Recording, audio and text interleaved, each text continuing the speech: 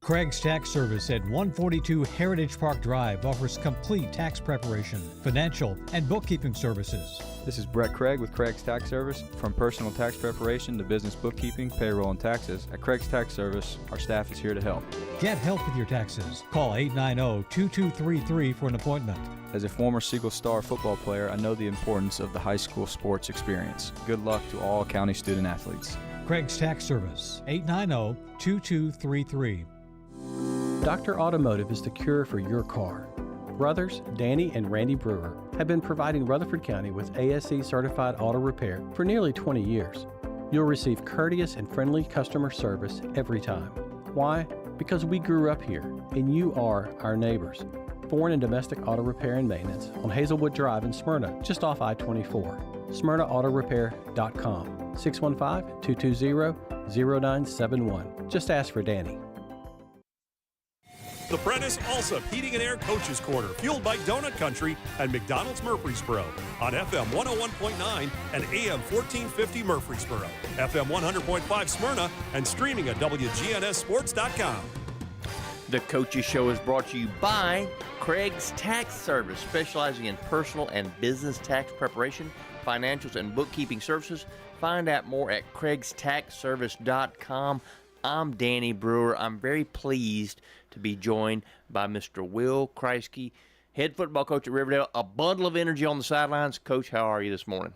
I'm doing good. A little tired, but I'm doing good. I'm here and ready to talk about a little Riverdale football. The road test, Coach. I know traveling, Henry County. Talk a little bit about what that means for your team, especially second week of the season, having to go on the road to a place like Henry County. Yeah, it was, I felt like, when we sat back and did this schedule back last year that we needed to do some games like this. Because, everybody knows our region and what we see each week. So I felt like we needed to do this. The first 4 weeks are non-region games. So I wanted to make sure my team was ready once we hit region play. So no other choice than to choose, the Henry County Patriots. They're usually semifinal teams last 3-4 years. Very well coached. The environment is like a small college. You get down there, it's like a small college environment. It's a hostile environment. They got a guy, Randy Long, that sits there and blows a horn all night. You can't hardly hear anything. So it was a good environment for our kids to be in. It was a good environment for our kids to see. And they got a really good football team, and it was a good test for us. Unfortunately, we came in on the wrong end of the deal. But we learned a lot about ourselves last night, the coaches, the players. We'll get back to work tomorrow afternoon and get things going. It's a tough loss, but just like last week, you can't get too high on a win. You can't get too low on a loss. There's 8 more weeks of high school football left, so we just got to get back to work. Building block, is that what I'm hearing? Yes, sir. So when we talk about, learning, and you just mentioned that you learned a lot, oftentimes they say you learn more from a loss than a win. Of course, you don't want to learn too much, if you know what I mean. But what's the biggest thing you think you learned last night, or maybe your kids learned last night? I think they learned, the first quarter, I think our kids, they weren't settled. They got us out of our game, and I think they learned to, no matter what, you got to be relaxed. They got us out of our game in the first quarter. They did a good job. Caden Marshall, quarterback from Henry County, I think he had 20, 30, I don't know. It felt like he carried the ball every play. He's an unbelievable football player. They lined up in a heavy set, ran the ball right at us, and they played keep away. They had a great game plan, and I think it's something that we'll see in the future here in our region. What they did is something we'll see, and that we have to beat teams in our region that does this. So I think our kids, learn defensively. They got to do some things different to be able to stop some things like that. They played well. Our kids played well. I mean, their line was big and physical. But our team grew up last night. They played 4 quarters. They were tested. Their backs were against the wall. We had the ball. We threw a pass. We were inside the 35-yard line with 1 minute and 35 seconds, and we fumble. If we hang on to the football, we may run a few plays, kick a field goal, and win. But I mean, when you play good teams like that, you can't make mistakes like that. And unfortunately, you go back and we were stuck in traffic for 2.5 hours last night because of a wreck. and we had internet service, so we were watching film, and wasn't just one mistake. It was multiple little mistakes that you could say cost us a game. But again, we played a good team. They beat us, and 21-20. They went for two and got it in the fourth quarter to get that lead. You know, it was 19-20, and if we stop them on the two-point conversion, we may win. But it didn't happen that way, and we never quit. Our guys never quit at all. They fought all the way to the last whistle, and they were hurting last night. But again, they realized that every little thing matters when you play. Henry County is a top 4 or 5 team in 5A. They'll have a chance to make a deep run again this year. But I felt like our guys grew up last night. Good that something like that happens in week 2 of the season. I mean, because it's like you said, it's very early. Got 8 weeks left to go in the regular season, so good that you're hopefully learning these lessons early. Yeah, exactly. A few years ago, we got beat by CPA. I think it was 2020, and we learned more from that loss and went on an 8-game winning streak after that because of what we learned from that game. Let's talk a little bit about your offense, Coach. You mentioned that Henry County, they wanted to run it, they wanted to consume the clock because maybe the best defense against Riverdale is keeping the offense on the sidelines, because the opening week you guys were just spot on as far as, spreading the ball, execution, lots of different options. Talk about some of the options you have offensively and what they did last night. Well, like I said, I think we had 12 total offensive plays in the first half. Yeah, we had 3 plays in the first quarter offensively. And Keyshawn Williams, again, did another great job.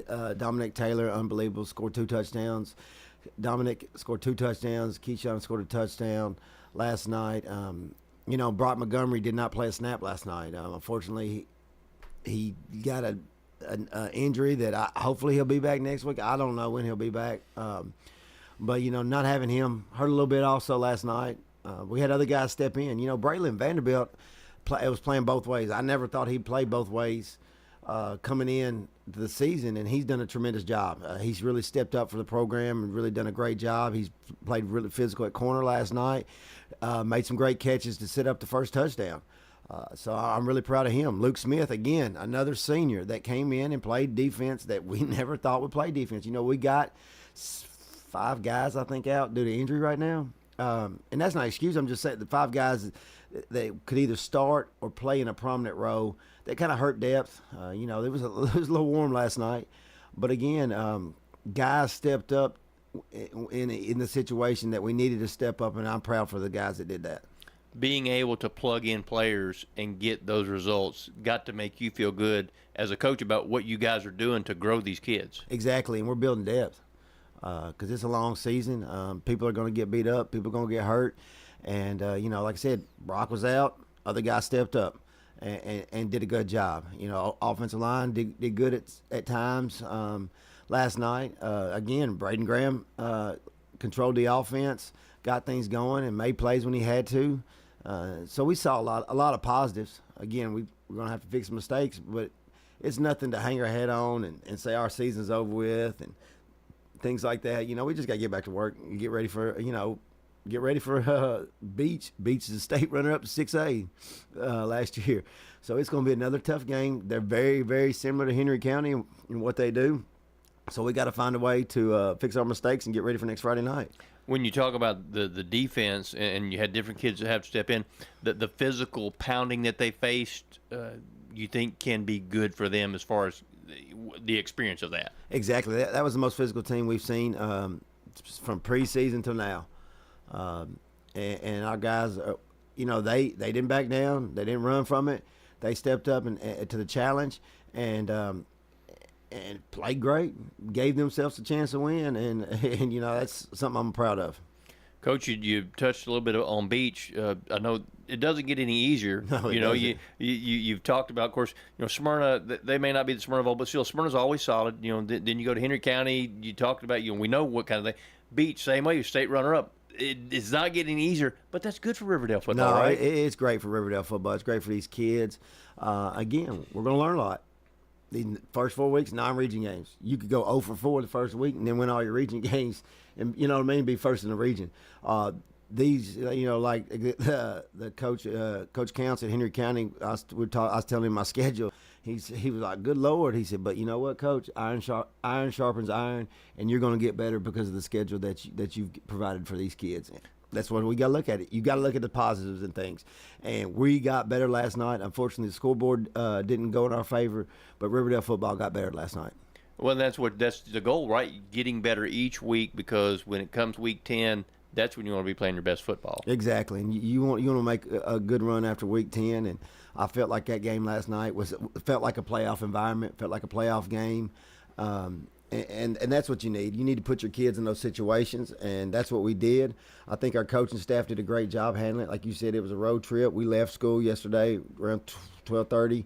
Got to Henry County about 3 o'clock. I know people in Henry County, so we had the elementary school. We had a pregame meal, did a walkthrough in the gym, and then we went over to Henry County, got ready in the auxiliary gym.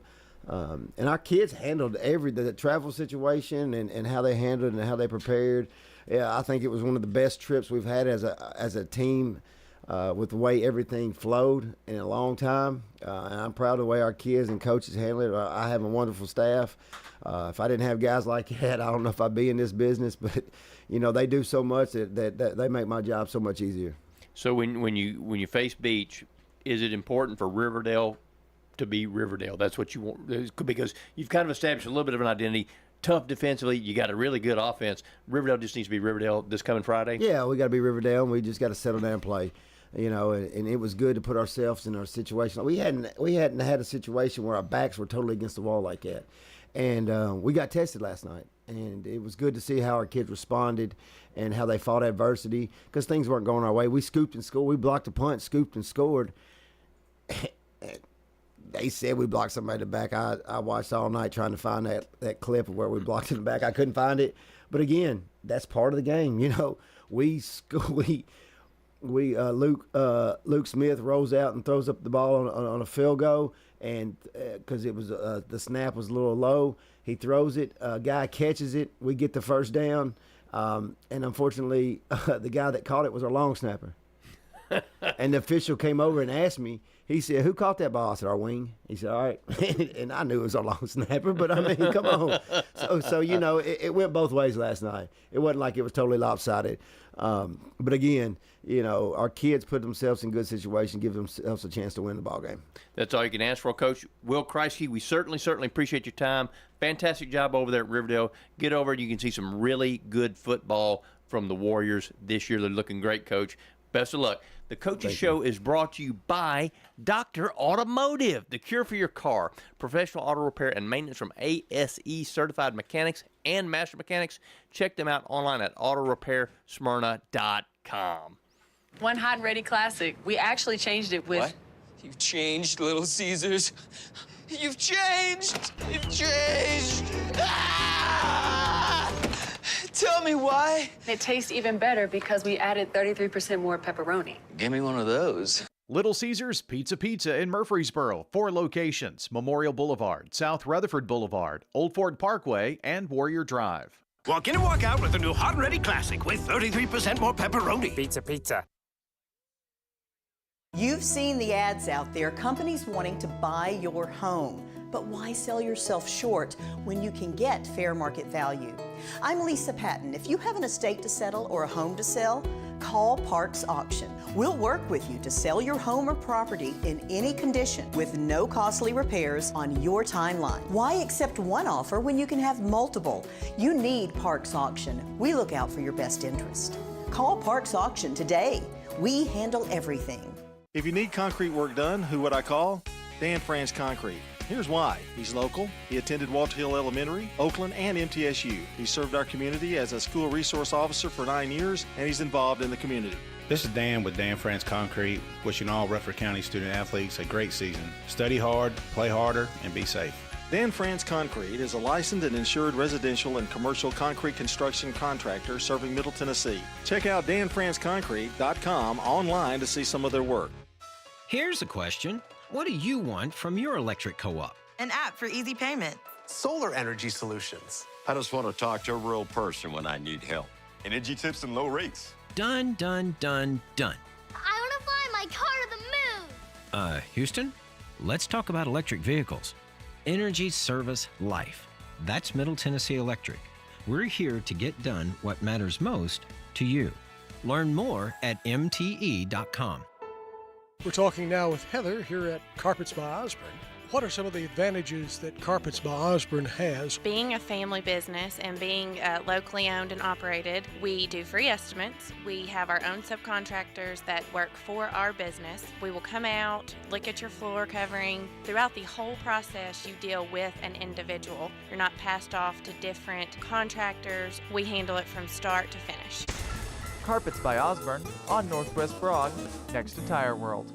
Whether you're a student, alumni, or just a fan, Raider Tees has exactly what you need to help you cheer on the Blue Raiders on game days and every moment in between. We sell officially licensed Blue Raider gear, whether it's clothing, hats, flags, chairs, or just whatever. We have it all, including exclusive gear you won't find anywhere else. Like us on Facebook for updates on new Blue Raider gear and special prices or discounts. For all your Blue Raider gear, shop Raider Tees today. Bigger, better, and go blue!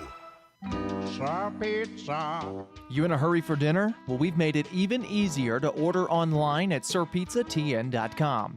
Tap the location nearest you and begin your carry-out or delivery order at sirpizzatn.com. You can choose from our full menu, and we'll take care of the rest. A Queen's Feast is calling my name.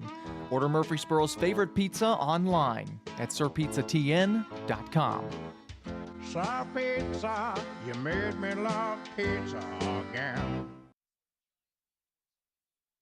The Prentice Alsop Heating and Air Coaches Corner, fueled by Donut Country and McDonald's Murfreesboro on FM 101.9 and AM 1450 Murfreesboro, FM 100.5 Smyrna, and streaming at WGNSSports.com. The Coaches Show is brought to you by Little Caesars Pizza with 4 Murfreesboro locations: Memorial Boulevard, Warrior Drive, South Rutherford Boulevard, and Old Fort Parkway. Get hot and ready pizza from Little Caesars. I'm Danny Brewer. I am ecstatic to be joined by Smyrna head football coach Matt Williams, the dean of Rutherford County High School football coaches. Coach, how are you this morning? I'm doing good, Danny. How are you? I'm quite well, Coach. Let's talk for a minute about the environment at Smyrna High School last night. A good, hard-knocking, head-knocking football game, good crowd. What about the home opener last night as far as the environment is concerned? Yeah, I mean, always a great environment at SRM Field at Robert O. Rake Stadium. And, our administration does a great job.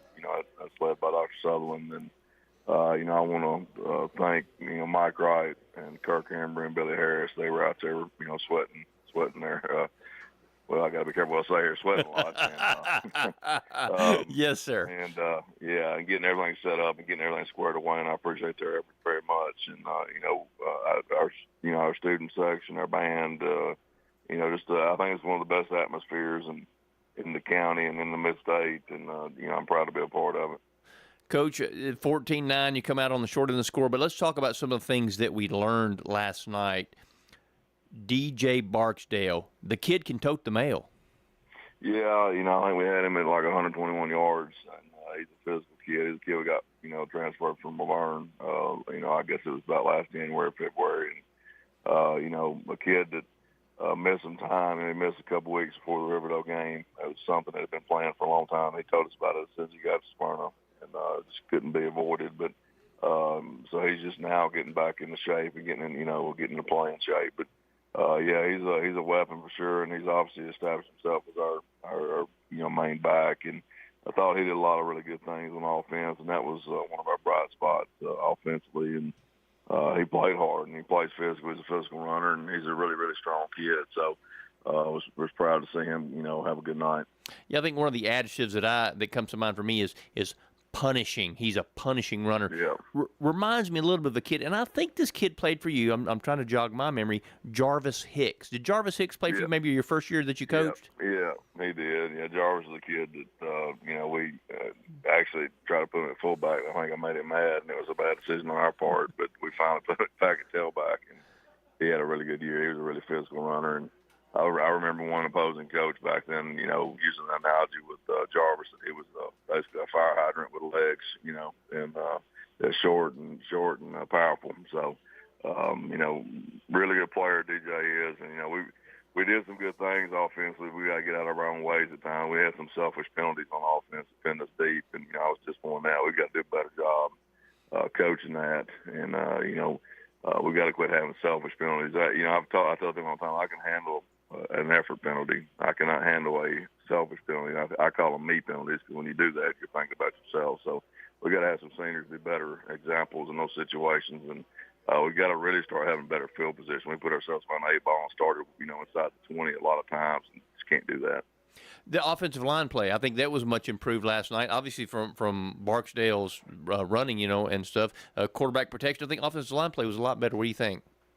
Yeah, I thought we saw a line improvement on both sides of the ball. Offensive, I think protection was. I'm not trying to be negative, but we got to clean some things up. We had a sprint out protection last night with a back, didn't protect the edge, and we gave up a sack. And those key plays you can't do in a ball game. We had the same thing last week. Last week we had a sprint out protection, the back line up on the wrong side and went the wrong way. So the mental errors is what we've got to get better at, and it's being coached. And I tell them I'm going to take the blame for every loss. We got to start taking accountability for knowing what to do and in the moment doing the right thing, doing our job. But I did see improvement. I've already watched most of the tight copy. We've got a lot of things we got to get better at, but there is improvement on both sides of the ball. Again, I think the thing we're going to really stress and coach this week is we are not going to have selfish penalties, and we're not going to be me players. And that's the thing we've got to get over the hump. We got a good group of kids, but we got to have a group of kids that buy in a little bit more and pay a little more attention to the details. Defensive side of the football, you mentioned improvement there, and I think you're absolutely right on that. Lots of hard hitting. Was able to hold a pretty dadgum good Rockville offense in check for most of the night, except for one play, and that was the 3rd and 9 long touchdown play. But otherwise, got to be pleased with those kids over there. Yeah, I thought we had a lot of players that played hard. Aiden Augustin, I think we had him like 11 tackles, a sack, and interception. I thought he played really hard. But the touchdown was unforgivable. We're in cover 3. You're on the trip side. We had an outside receiver running in cutting route, had a number 2 receiver running out cutting route. And we always coach the heck out of that. That's a will route threat, and it wasn't really a will route. The guy was running the out, and we had a scramble situation, and the out turned into out and up. So we've got to be more disciplined there. We chased the in-cut route by the corner, and we've been coached not to do that for a long time now. And again, another example of us not doing what we're coached to do, and we've got to be better at that. But that play was killer. I feel like if we don't give up that play, we're going into the half, only giving up 7, and it's sort of a hurtful thing. And that may have happened in the 3rd quarter. I can't remember, but it was a big play nonetheless. Yeah, it was 3rd quarter, and that gave them a lot of momentum, 14-3. But you answered, and Augustine, I believe, was the one who had the interception that gave you the short field that allowed you to score. Tucker Moore, another kid I want to talk about, a senior on the defensive side of the football, had his head in there a whole lot trying to make plays. Yeah, he did. He's still learning a little bit. Mike Backer, he was an outside backer for his first 2 years with us, and just out of necessity. When Kevin McCroskey, that's another kid I meant to mention last week. Kevin McCroskey had surgery last Wednesday on his ACL. Bless his heart, it was his 3rd ACL surgery. He tore an ACL in Kentucky before he came down to us. Last year had a non-contact ACL tear at Riverdale, run down on a kickoff. And this year got tore the other ACL. He had torn in Kentucky in a 7-on-7 game. So, our heart and thoughts are with him. He's back at school and, just a bright, positive kid. But that really hurt us. He was going to be our main tailback and give us depth at linebacker there. And but anyway, back to Tucker. Tucker did a lot of good things last night. He gets us lined up. And, he's still learning at times. I've watched the tight copy at times. He got a little bit better about scraping and staying on the backside hip and being an inside-out player. But he'll get better at that. But I thought he had a pretty good game as well. Coach, when we think about the microcosm of last night's game, you've got Fast, who's Rockville, versus you guys, and you were able to kind of dictate the game the way you wanted to and give yourself a chance to win. You have to be proud about your kids buying into that strategy that you had last night. Yeah, I was proud of how hard our kids played, and I think both teams.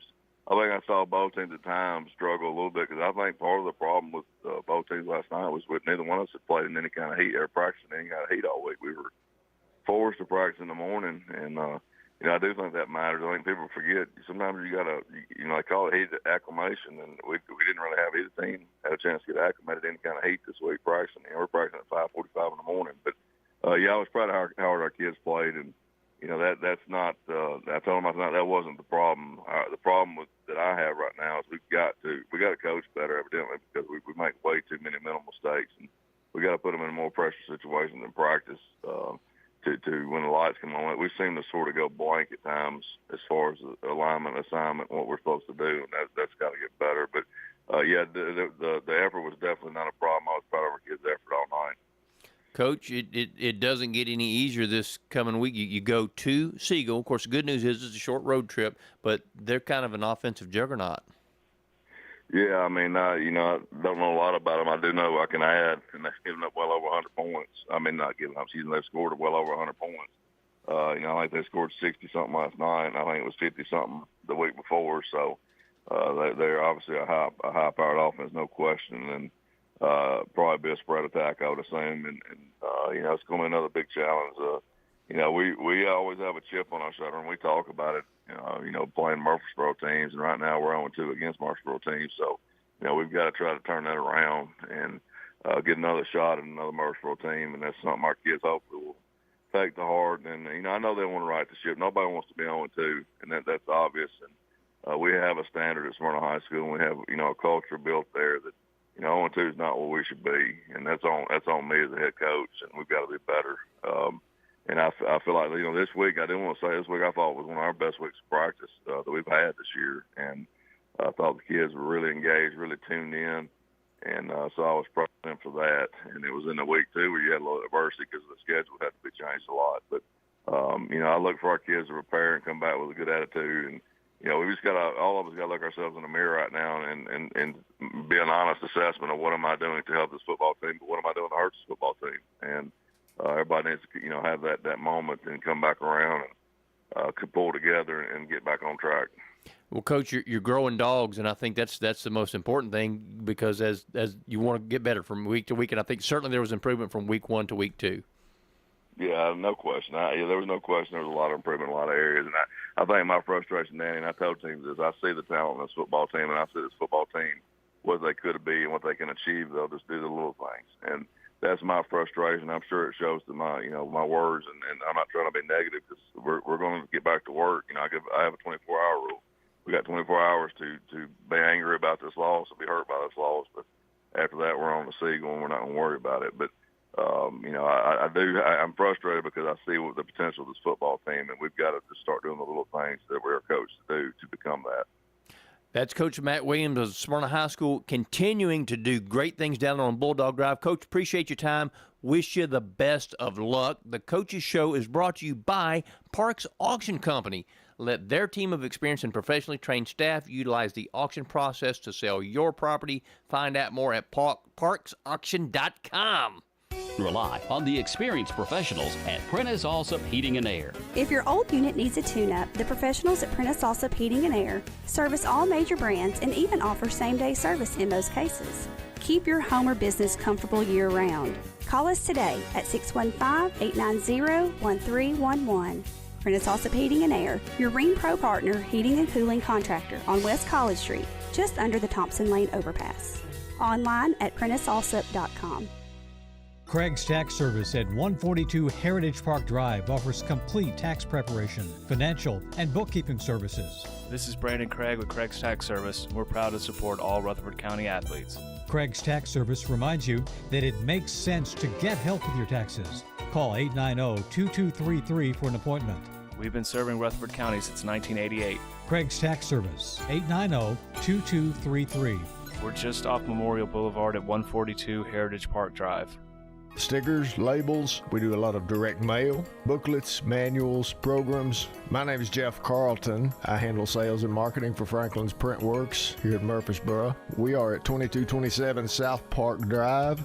Franklin's Print Works has been in Murfreesboro for over 25 years. We are a full-service commercial printer. We offer everything from business cards to brochures, booklets to banners, everything in between. Our website is franklinsprinting.org. The Prentice Allsup Heating and Air Coaches Corner, fueled by Donut Country and McDonald's Murfreesboro on FM 101.9 and AM 1450 Murfreesboro, FM 100.5 Smyrna, and streaming at WGNSSports.com. The Coaches Show is brought to you by Dan France Concrete, a licensed and insured residential and commercial concrete construction contractor serving Middle Tennessee. That's Dan France Concrete. I'm Danny Brewer. I'm joined now by Blackman head football coach Matt Kreisky. Coach, if you're hanging around me long enough, you'll figure out two things. Number one, I'm not real bright. Number two, I love horse racing. So, see, I'm so thrilled right now because I like to play the daily double. Don't always, but so now I've got a pair of winners. I got the Kreisky Daily Double. I had your brother earlier. Now I got you, so I got the Kreisky Daily Double going on here. That's good news for me. Talk a little bit about being a head football coach in Rutherford County, and your brother. He's done pretty good himself. So what does it mean as far as like the family thing going on here? This is all we know. Our father was a coach, so we knew. I knew from the time I was 7, 8 years old I was going to be a football coach. Came to MTSU, went to school at MTSU, and then I followed high school football here. Whenever I was at MTSU, went to games on Friday nights, and I knew how special Rutherford County football was. So when I got into coaching, this is where I always wanted to coach, and wanted to be my goal was to be a head coach in Rutherford County one day. And here we are. So kind of like the SEC of high school football. That's, of course, I'm from here, so I kind of am a little bit prejudiced. But do you think that's an accurate statement? I do. It's a physical brand of football here. You got to be physical on both sides of the ball to compete week in and week out in the region here. And so that's me. That's my style. That's what I like. So I think that's one of the reasons why it drew my interest, and I wanted to get back here to Rutherford County. So I know that last night's game against Stewart's Creek didn't necessarily go the way you wanted. Something that we had talked about before the season started was you told me, I want to get better. We want to get better every week. We want to get better every week. Are you seeing that improvement not only from week to week, but maybe from quarter to quarter with this group that you got? Yes, as you saw, we got ourselves in a little hole. We're down 21. But the kids never quit. They kept fighting. They kept, I tell them all the time, I want you to keep fighting, clawing, scratching, do whatever you can. Just don't give up. And I feel like we did that last night. We had things that didn't go our way.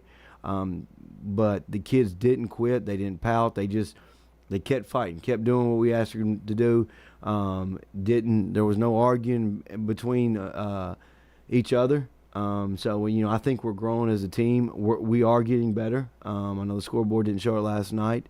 We just got to keep improving and keep practicing each and every single day. Game reps and getting better. And we'll see different results here in the future. Being down early, and then the ability to continue to fight. A little bit of a testament as to, and you love that, I'm sure, about this team. Yes, they could easily when we were down 21-0 just quit, and it could have been 42-0. But they started fighting, clawing, doing whatever they had to do to stay in the game. When we finally got on the scoreboard, then we were able to score again in the second half, and then punch one in right there at the end to give us a chance, give us a hope. We had some injuries this week in practice. It kind of hurt us in special teams wise, and so we had to make some adjustments Wednesday and Thursday, and then you saw it with the block punt, and that put our defense in a bad position. And they were able to score. I feel like if we were able to get that punt off, our defense was playing well. We adjusted to some things that they were doing. I felt like we could have probably stopped them and made it a tie ball game, but things didn't go our way. So we've got to bounce back from that and get better, because you never know when your number's going to get called. Let's talk a little bit about Caden Perkins. I think he had a good night last night, over 100 yard rush and 3 touchdowns. What about that kid? Caden's an outstanding young man. He's going to do everything we ask him to do. He's never going to give up, never going to quit. You saw it from the first quarter to the fourth quarter. He gave us everything he had. He runs the ball hard. He's just one of our senior leaders that's going to keep leading and doing everything that we ask him to do. Coach, let's talk also about Carter Gregory. Threw for a couple hundred yards, but threw a couple, or more than a couple, to the wrong team there. Those turnovers, but still 28-21, and you had 5 interceptions. Is that right? Yes. So, things weren't going his way. Carter got a little frustrated, but he kept coming out there, kept doing things we asked him to do. He'll improve. This is his second game. You look, he was injured last year, didn't get any game reps. So he's gotten better since the preseason and until now. He just didn't have a good game last night. Me and him sat down in the Ox Gym at Stewart's Creek and just chit-chatted before we got on the bus. He's going to be fine. He'll get better this week. He's going to do everything we ask him to do, and some good things will happen. He's got a great arm. You saw he made some good decisions throughout the game. Made some connections with Campbell Lee. We had Campbell Lee back. I think that's the first real live action Campbell Lee's had since I've been here. And so I think their bond will get only stronger as we progress into the season. So Lee, I think he had over 100 yards receiving. So you got weapons offensively, right, Coach? We do. We just, we've got to just hone down and take care of the little things. And once we keep, we focus on the details and everyone is doing their job, doing what they're supposed to do each and every single play, we'll start seeing good things happen in all three phases of the game. Blackman football over the years has kind of ebbed and flows, different things, different styles based on personnel and coaches and whatnot. How are you building a fire over there, and what kind of identity do you want this team to have? Well, just like I mentioned earlier, I want these kids to compete every single play. I like a hard-nosed football team that's gritty. That's what we're trying to instill in these young men, no matter the situation. We don't want to make excuses. We don't want to say that we're a young football team. We don't want to say we're an inexperienced football team. We want to go out and get the job done, week in and week out, and prove people wrong. And that's who we're going to be. That's what we're going to be about. As long as I'm at Blackman High School, we're going to be tough, hard-nosed kids that are going to do everything that's required and asked out of them, and we're going to get better. We're going to be great men, not only on the football field, but in the school and in the community. I'm going to dig into the Kreisky family tree a little bit. Where'd your dad coach football at? Henry County. At Henry County. Yes. Okay, wow. So I know the brother went down there last night. So Henry County. What kind of style did he have? It was about the same style. I mean, we were on the sideline from the time we were 5 until we graduated high school. But that's what we've been around. That's what we know. Just a hard-working team that's going to give you everything that you have, and not afraid to go up against anybody. You can put anybody up against us, and we'll compete. We'll give us everything we've got. And so that's what we're going to establish here at Blackman. That's what we're going to do, and that's what we're going to be about. Certain things in this world may change, Coach, but there's some things that don't need to change, and I guess that sounds like because that's an old school mentality. Yeah, yes. In the way things are nowadays, these kids got cell phones and all kinds of other stuff, distractions, I say. So we try to eliminate distractions and want them to focus. We want them to be, when they walk in the field house at 3:40, when school's out, their total focus for 2 hours is with us, and all they're thinking about is football and getting better that day. And then when they walk out that field house, they can get back to their life doing what they want to do. But we want a team that's totally focused and locked in each and every single day at practice, before a game. So that's what we're trying to build over there. Moving forward, Ravenwood, next piece, next on the schedule. What kind of challenge do they present, and are these all good things for building Blackman football? Yes, it's going to be another tough challenge for us next week. I'm familiar with Ravenwood. Played them the past 7 years. They're going to be athletic. They'll be big up front. He's typically likes to throw the ball around offensively. Defensively, they'll give us a 3-man front. They'll move their front, so we got to be ready for that. They're going to be well coached on both sides of the ball and even the special teams. So we've got to play a mistake-free football game, and do our responsibilities and do our job each and every single play. Ravenwood has kind of developed a reputation. Of course, they played for state championships, won state championships, all this kind of stuff. Good that you're playing a team like that, you feel like. Yes, you can play teams that you're going to beat 42-0, but when you do things like that, play teams like that, you don't get yourself better and don't prepare you for region games. So when you play teams, you get to see, what areas you need to improve on and what you need to do each week to get better. We saw a lot of things from Brentwood we need to get better. Now we see more things that Stewart's Creek that we've got better in some of these areas, but we got to keep improving and keep getting better. When you see that maturing process from some of these kids, got to be good for you, rewarding for you as a football coach. Yes, it is. It is. And then the buy-in from the seniors and wanting to do everything we've asked them to do. This senior class is I'm the third head coach. So it's got to be tough on them. And and then 3 different philosophies coming in here. This for them. And then them adjusting, and they've done a great job leading on and off the field. There's success is going to come for these guys. Well, I think now they've got the Kreisky approach, and I think that's a very solid approach. Matt Kreisky doing great things over there. Blackman, get over there to the Inferno and watch these guys play because they're definitely going to be worth seeing. The Coaches Show is brought to you by Middle Tennessee Electric, serving our community by providing affordable, reliable, and safe electricity online at mte.com. Winners Trophies can help you with customized awards for any occasion. Owner Kelly Hockenberry continues to provide awards for sports teams, churches, recognition awards, and more. Call Winners Trophies at 904-6002. That's 904-6002 for the best in quality, service, and pricing. You can also email Kelly, winnerstrophy@comcast.net. That's winnerstrophy@comcast.net. Any award for any occasion. Winners Trophies, 904-6002. We're talking with Anne-Marie Brents at Rick's Barbecue, carrying on the Lanning family tradition. I'm passionate about it, and I have a lot of my dad in me, so I know that I have the same energy and mindset that he does. It's the best barbecue you'll eat, the smoked chicken out of this world, and those loaded baked potatoes. That's the biggest potato you can get. They're right at 2 pounds. People ask us that all the time. They're like, where do y'all get those potatoes from? A quick meal feeding the whole family or catering, they can do it all at Rick's Barbecue, 212 Warrior Drive.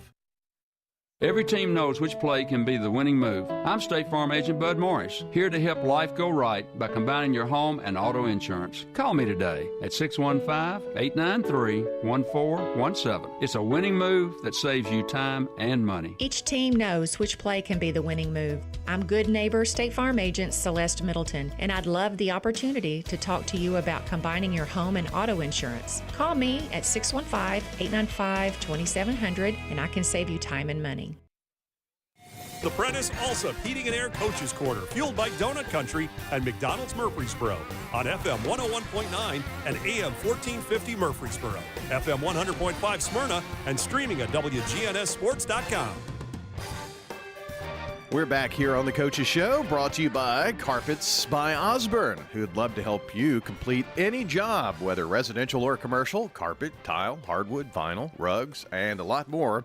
Locally owned, it's Carpets by Osborne. That's with a Z, OZBURN.com. Here on the Coaches Show, we welcome in our next guest here, and it's Laverne coach Mike Woodward. And, Coach, you kind of ran into a team that in 2 weeks has put up 119 points. So it was kind of a tough night over on the Siegel turf, wasn't it? It was. Didn't play well in really any phase. A lot of credit goes to Siegel. I mean, they've got a lot of weapons out there on the offensive side of the ball and can hurt you a lot of different ways. Still expected us to play better than we did defensively. But again, we didn't control the ball on offense. We were hoping to, be able to control the ball and keep their offense off the field a little bit. That didn't happen. And then on top of that, we gave up some big plays and special teams. So just overall, not a very good performance. Obviously, a coach from week 1 to week 2 wants to see things, get better and improve. And that's kind of the goal as you go through each and every week, I guess. But it seemed like this last week there were a lot of distractions. Practice was altered, I guess, because of the heat and all that kind of thing. There just seemed to be a lot of just outside noise going on. Did that affect your guys at all? Well, I don't want to say it because I don't want to use that as an excuse. I mean, everybody, you're right. It was definitely a different week. There were a lot of distractions. Everybody was having to deal with that, though. Everybody was having to deal with adjusting practice schedules due to heat and things of that nature. To be honest, I thought we had 2 really good mornings on Tuesday and Wednesday. So, I was feeling good going into it. So we had distractions, but so did Siegel. They just obviously handled those distractions better than we did. Now, you mentioned morning, so you opted to practice, I guess, very early, huh? Yeah, so on Monday when we got the announcement, Monday afternoon we got the announcement, we called I called the seniors in before we had to go in the gym that day, so before our gym practice, and I said, look, here's the deal. We can come in, in the mornings, or I can send you home and you can come back, 7 o'clock at night. But, those are our 2 options. You guys tell me what you're thinking. And to a man, they all said, they wanted to come into the morning, thought that would give them, a chance to get their rest at night and not be so tired, which, I thought was very sound on their part. So that's what we did. We came in Tuesday, Wednesdays. We come in Thursday mornings anyway. So, really the only adjustment was just on Tuesday and Wednesday coming in a little bit earlier than we normally would. But again, I thought we did a good job those 2 days. Was feeling good going into last night. And when you say early, what's early? Because I think some people think, well, school starts at this time. So what time do you have to get there for practice if you do it in the mornings? Well, we worked backwards, and I was thinking, we needed to allow the guys at least 45 minutes to shower up, eat before class started. So on Tuesday, we started at 5:45. On Wednesday, we started at 6, and then on Thursdays, we always go 6:30 to 7:30. Yeah, you obviously coach in that. When you ask your kids 5:45, that's when practice is going to start. I mean, those are some of the things that I don't think maybe the general fan knows. We talk about the sacrifice of playing sports, and you do it because you love it. But that's a pretty huge ask, and sounds like your guys were there and willing to participate in that. Obviously. Yeah, it's a big ask, and it throws everybody's schedule. We got a lot of kids that have to rely on parents to get them here. So, I understand it's a big ask, and there's logistical problems with that. But, again, we just try to put the spin on it that, number one, there's going to be logistical issues either way. It was going to be trying to get back, after going home to school and from school and trying to get back in the evenings or coming in the mornings. And, the other way for the guys to think about it is that you want to play after high school. Pretty much every college I know of has 5 a.m. workouts at some point, so you might as well get a feel for what that's like. Well, it's Mike Woodward joining us here this morning, the head coach of the Laverne Wolverines. Last night, Siegel scored and scored several times, and it just was almost like trying to catch a snowball rolling downhill. You were really never able to get any good footing, and your defense out there a lot last night, I'm assuming, too. Yeah, their first touchdown, we're in a good position. They throw a fade route, and we're just about pretty much step for step with the guy. Their dude just goes up and makes a play. And that's going to happen sometimes. And our guys, that didn't faze our guys. They were coming off, and they were supporting the corner and said, hey, that's all right. He made a play. Let's get back out. We go 3 and out offensively, give up a second score, which we didn't like at all. We did not play sound on that second series. And then we're on the bench fixing it. Next thing I know, I got people yelling, hey, defense, because we had, muffed the kickoff. So, but now we went out and held them to a field goal on that. So I was excited thinking, okay, maybe defensively we were starting to, figure things out, get used to their tempo. It just didn't turn out that way.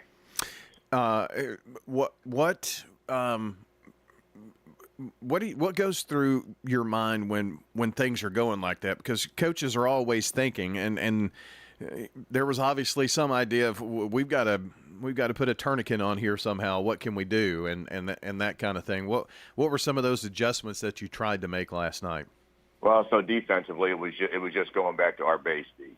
We had tried to put in their offense, like I said, is so diverse and so well balanced. We put in several, adjustments, several checks during the week, maybe too much. So I just called them together and said, look, we're just going back to who we are and just playing our base defense with our base rules. Forget about all those checks. Let's just get comfortable and do what we do. And there were moments that, you know, we did play better after that, but it was just such a big hole, and it's hard to keep guys engaged and upbeat when things are going that way. You know, for the most part, I thought our guys kept playing, but definitely a challenge mentally last night. Well, you learn from things that don't go your way. I'm sure that will be part of the theme that you go with this week. You know, it's a football season's a long season. It was not a region game, so you learn and move from there, right? Yeah, you know, told them last night, you know, I mean, there's no sugarcoating it. You know, that loss was, you know, embarrassing. We did not play well. Nobody feels good. There's no positives to take out of it. But at the same time, the only thing that loss did is keep us from going 15-0, which, you know, nobody was focused on going 15-0, you know, anyway. You know, the other goals that we have in place are still there.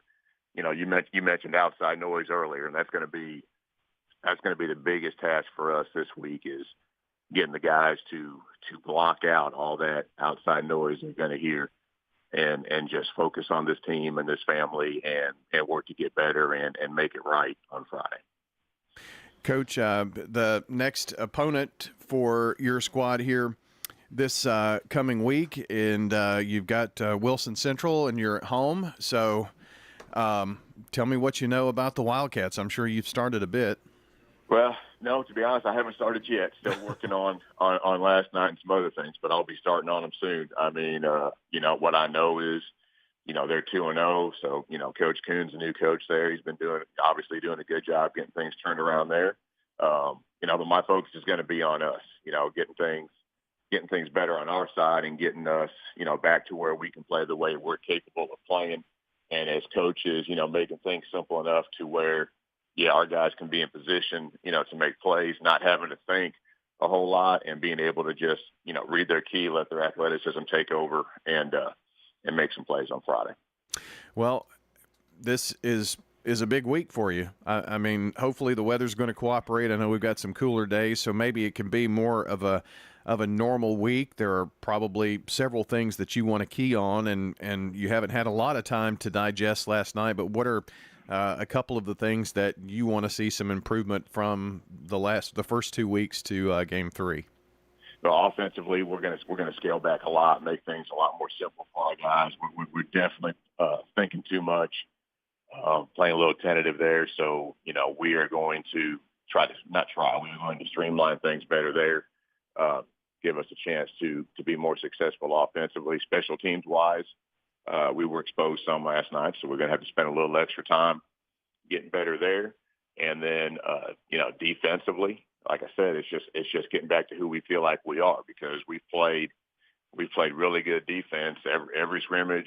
First game of the year, we played really good defense until last night. So I mean, I'm going to look at that as being more of an anomaly. Yeah, we've got things to fix, but you know, I still believe we can be a really good defensive team. We just, you know, we got to get back to our identity and not let one game snowball into two. Well, obviously you had great defense in the first game. Your defense actually scored 2 points for you. So, I mean, you know what's there, and obviously they played very well against West Creek. So, Coach, appreciate you spending some time with us. I know sometimes it's hard to take a loss like that, but you know what? Next week's a new week and a new opponent. You get to be at home, so all of that kind of helps. You're exactly right. All right, Mike. Appreciate you. Thank you so much this morning for calling in. Thanks, Mike. That is Mike Woodward joining us here on the Coach's Show, brought to you by Rick's Barbecue, serving up the best smoked barbecue, ribs, and local favorites on Warrior Drive, locally operated by Anne-Marie Brentz and the Lanning family. Hey, it's Brian. I'd like to tell you about my bank, First National Bank of Middle Tennessee. I want a bank where people know your name, say hi, and yes, even give me a sucker sometimes. Every time I go in, everyone's got a smile. Everybody at First National Bank of Middle Tennessee makes you feel so special. You get the hometown feel of a small bank with everything you'd expect from a big bank. Don't get that at yours? Come on over with me to First National Bank of Middle Tennessee on Gateway and Memorial Boulevards. Member FDIC, Equal Housing Lender. Dr. Russell McKissick of Tennessee Orthopedic Alliance talks about the grassroots effort in our local schools to ensure proper care for players. To make sure our teams are covered here locally, be there for our trainers. Yeah, it's a passion that we have to try to take care of our athletes here in town and be there just to keep everybody playing as healthy and as best they can. From a community standpoint, one of the most important things you do at TOA, I'd guess. I think it's definitely a way to pay back to our community, just to be there for them and watch some great sports too. Tennessee Orthopedic Alliance, TOA, live your best life. How about a fix for your sweet tooth? Donut Country is open 24 hours a day to cure your cravings. They've been serving up the freshest donuts in Murfreesboro since 1978. There's just something different about donuts from Donut Country. Bo and Cindy Davis and their wonderful staff will greet you with a smile, and you'll see all donuts aren't created equal. Fresh donuts anytime you want them, 24/7 at Donut Country on Memorial down from Clark. And they're open each morning on Middle Tennessee Boulevard. Check out their Facebook page for specials and promotions. Nothing else compares to Donut Country. Open 24 hours. Quick, convenient, efficient. 3 words that we all hope to experience when we do business. Our goal at JHA Company is to bring just that to an industry that's traditionally dictated to the customer when it's time to do business. Whether you're purchasing class pictures in a yearbook, class jewelry, a letter jacket, school spirit wear, or senior graduation products, we strive to make the experience quick, convenient, and efficient. Find out more at jhacompany.com. JHA, your one source for an unparalleled scholastic experience. This is a paid legal ad. Hi, this is John Day of the Law Offices of John Day. For more than 30 years, my team and I have worked hard to help injured people throughout Middle Tennessee. Over that time, we've helped thousands of people get the legal help they need when they've needed it the most. And if we're not able to help or aren't the right lawyer for you, we'll do the best to point you in the right direction. If you've been injured, call the Law Offices of John Day for a free consultation. And remember, there's no fee unless we win your case. Hello, this is Coy Young at Las Casas Feed Supply. We'd like to welcome you to our door and help you find the customer service and expertise that exceeds your expectations. Las Casas Feed Supply caters to all homeowners with a 1/4 acre to several acres, focusing on premium feeds and dog foods you won't find in box stores. Nutrition is our specialty here at Las Casas Feed. And yes, you can even get milk from the MTSU dairy at Las Casas Feed Supply, the best milk in town. Las Casas Feed on Barlow Lane, just off Highway 96 East in Las Casas. Market declines, unemployment, oil prices. Don't let headlines derail your long-term financial strategy. I'm Edward Jones Financial Advisor Lee Colvin. I'll work with you to help you understand the impact of short-term events and how to be positioned for the long term. We provide the tools for a disciplined approach to investing. Call 615-907-7056 for an opportunity to discuss your situation. Edward Jones, Making Sense of Investing, member SIPC. The Prentice Allsup Heating and Air Coaches Corner, fueled by Donut Country and McDonald's Murfreesboro on FM 101.9 and AM 1450 Murfreesboro, FM 100.5 Smyrna, and streaming at WGNSSports.com. We're back here on the Coaches Show, brought to you by First National Bank of Middle Tennessee.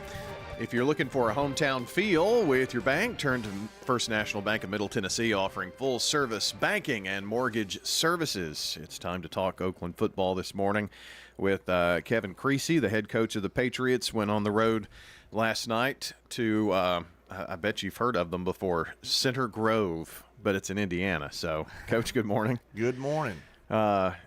You made, I don't know if it's the longest trip or not. MTCS went to near Orlando, so I guess maybe they get the prize this week, but you had to go all the way to Indiana. Kind of where is that in relation to Indianapolis, maybe? Yeah, it's, kind of the outskirts of Indianapolis, where there's been a lot of people, moving out of the city and trying to go to, more of a rural area. I think 25 years ago it was probably similar to Murfreesboro. And now it's just really blown up, and they got a special school district, so it's kind of the only show in town. You can tell they've spent hundreds of millions of dollars just on their schools, and pretty impressive facilities, incredible stadium, probably the biggest and best stadium we've ever played in. Of course, press box is impressive. You should have been there for that. Wow. They've got an elevator in the press box, I hear. Are you kidding? Yeah, what about that? Their indoor facility is for all sports, and it's 4 times the size of ours, an Olympic-style swimming pool where they actually have Olympic trials inside the school building. pretty impressive. And then, of course, their football team's impressive too. Fall into this game by not being able to find a week 2 opponent, and they had the same problem. They won 3 state championships in a row. We've won 3 in a row. But up in Indy, their people have just decided that they're not going to play them. They refuse to play them in the regular season. They've been on such a win streak, and there's been some bad blood, I guess, between them and a lot of their rivals. And so they've just said, we're not playing you, and we'll see you in the playoffs. Oh, so their region and our district opponents don't play them? That's right. Wow. They refuse to play them, and so they've got one of the toughest teams. One of the toughest schedules of any team in the nation. They played a top 12 team in the nation last week, and that's what's encouraging is they got beat 28-10. And that's exactly the same score that we got beat by. And so they bounced back. They're made out of the right stuff, and bounced back from their loss to St. Edwards, who actually I think is playing on ESPN maybe Sunday. But they bounced back, and that's what we've got to do. It was a tough event, but I do think that, going up there, we knew, we had our hands full, but at the same time, we felt like we could play with those guys.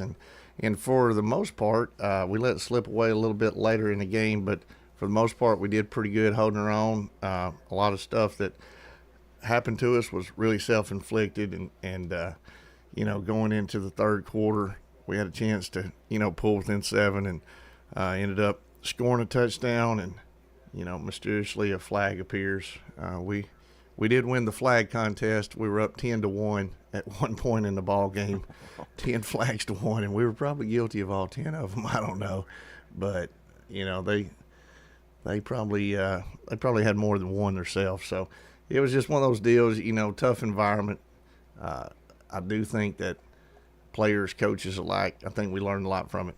Well, you go up 7-0, right? And then they tie, but then it was that second quarter when they were able to put a couple of scores up there. So you really had a regroup time at halftime, I guess. Yeah, we did. We got together at halftime and regrouped and put together a 9-minute drive coming out of halftime. I thought that was really good, but right around the end of the first quarter, beginning of the second quarter, Kyler Creasy, my son, he's a quarterback. He got injured, played through it. I give him a lot of credit for that. Ended up fumbling the ball, giving him good field position, but probably, cracked his collarbone. We're going to check it out with an x-ray today, so he may be out for a little while. But, their defense was pretty tough. Some hard hitting going on out there. And like I said, to Kyler's credit, he's tough enough to go back out in the second quarter. Finished up the second quarter, and then coming out of halftime, we had to put a sophomore quarterback in, and Patrick Freeman did a great job of leading our team. Like I said, down to it, for a scored a touchdown, but unfortunately got called back. But, like I said, it was one of those deals where we were playing Oakland football at the beginning. It was the second play of the game. We kick off, they throw a pass. Coach Watson calls, the perfect coverage. We have a big hit, calls a fumble. Scoop and score it for a touchdown, and on the second play of the game, there's a clipping call at the 1-yard line. After our guy had already scored, so we thought it might be a long night, but give our offense credit, they did go in and score after that, and like I said, it was one of those deals where even though they tied the game 7-7, we lose the ball on a fumble. The whole preseason last week, we hadn't had a turnover. We hadn't had an interception. We hadn't had a fumble. We put our defense back against the wall, and they end up 3-and-out on them, and we block a punt. We block a punt, get great field position, very next play, 10-yard holding penalty, 1st and 20.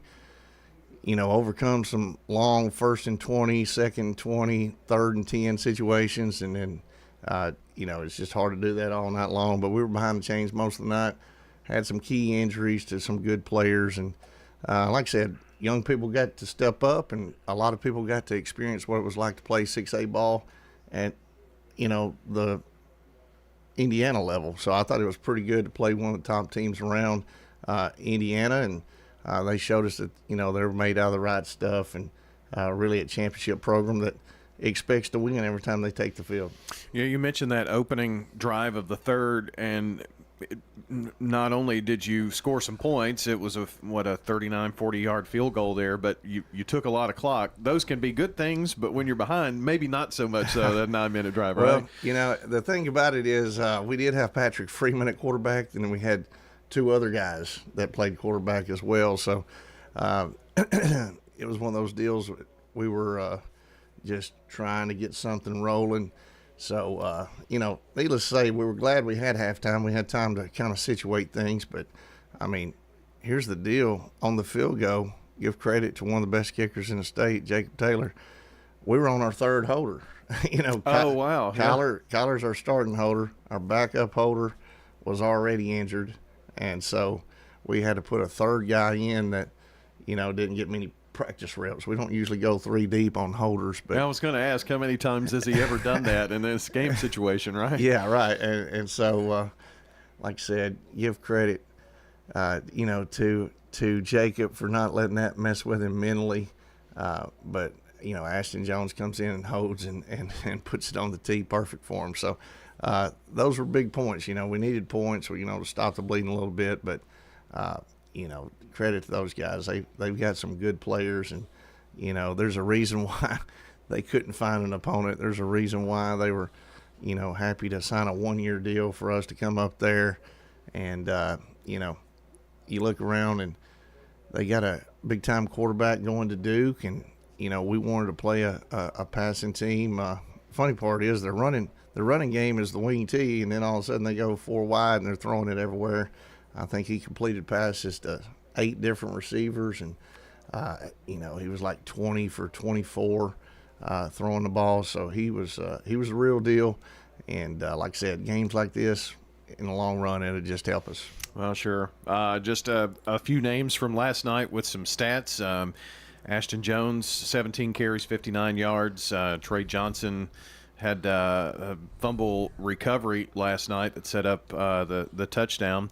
And Morris, 92 all-purpose yards, 40 rushing last night. And your son, Kyler, was 5 of 8 passing last night. And, yeah. But, I mean, how do you do that even when you're playing injured? That shows some guts. Yeah. He had a big rushing touchdown of, I think he went a foot. So we ran quarterback sneak, and that was his first varsity touchdown. So, yeah, like I said, he's bummed out this morning. That's, you know, something you got to really handle, you know, careful, put a lot of time into it. And then, you know, hopefully he'll be back next week, but he could be out, you know, 2 months. He could be out the whole season. We'll find out, I guess, when we head to TOA. Well, you've done this a million times as coach, but coach and dad, I guess, makes it a little bit different.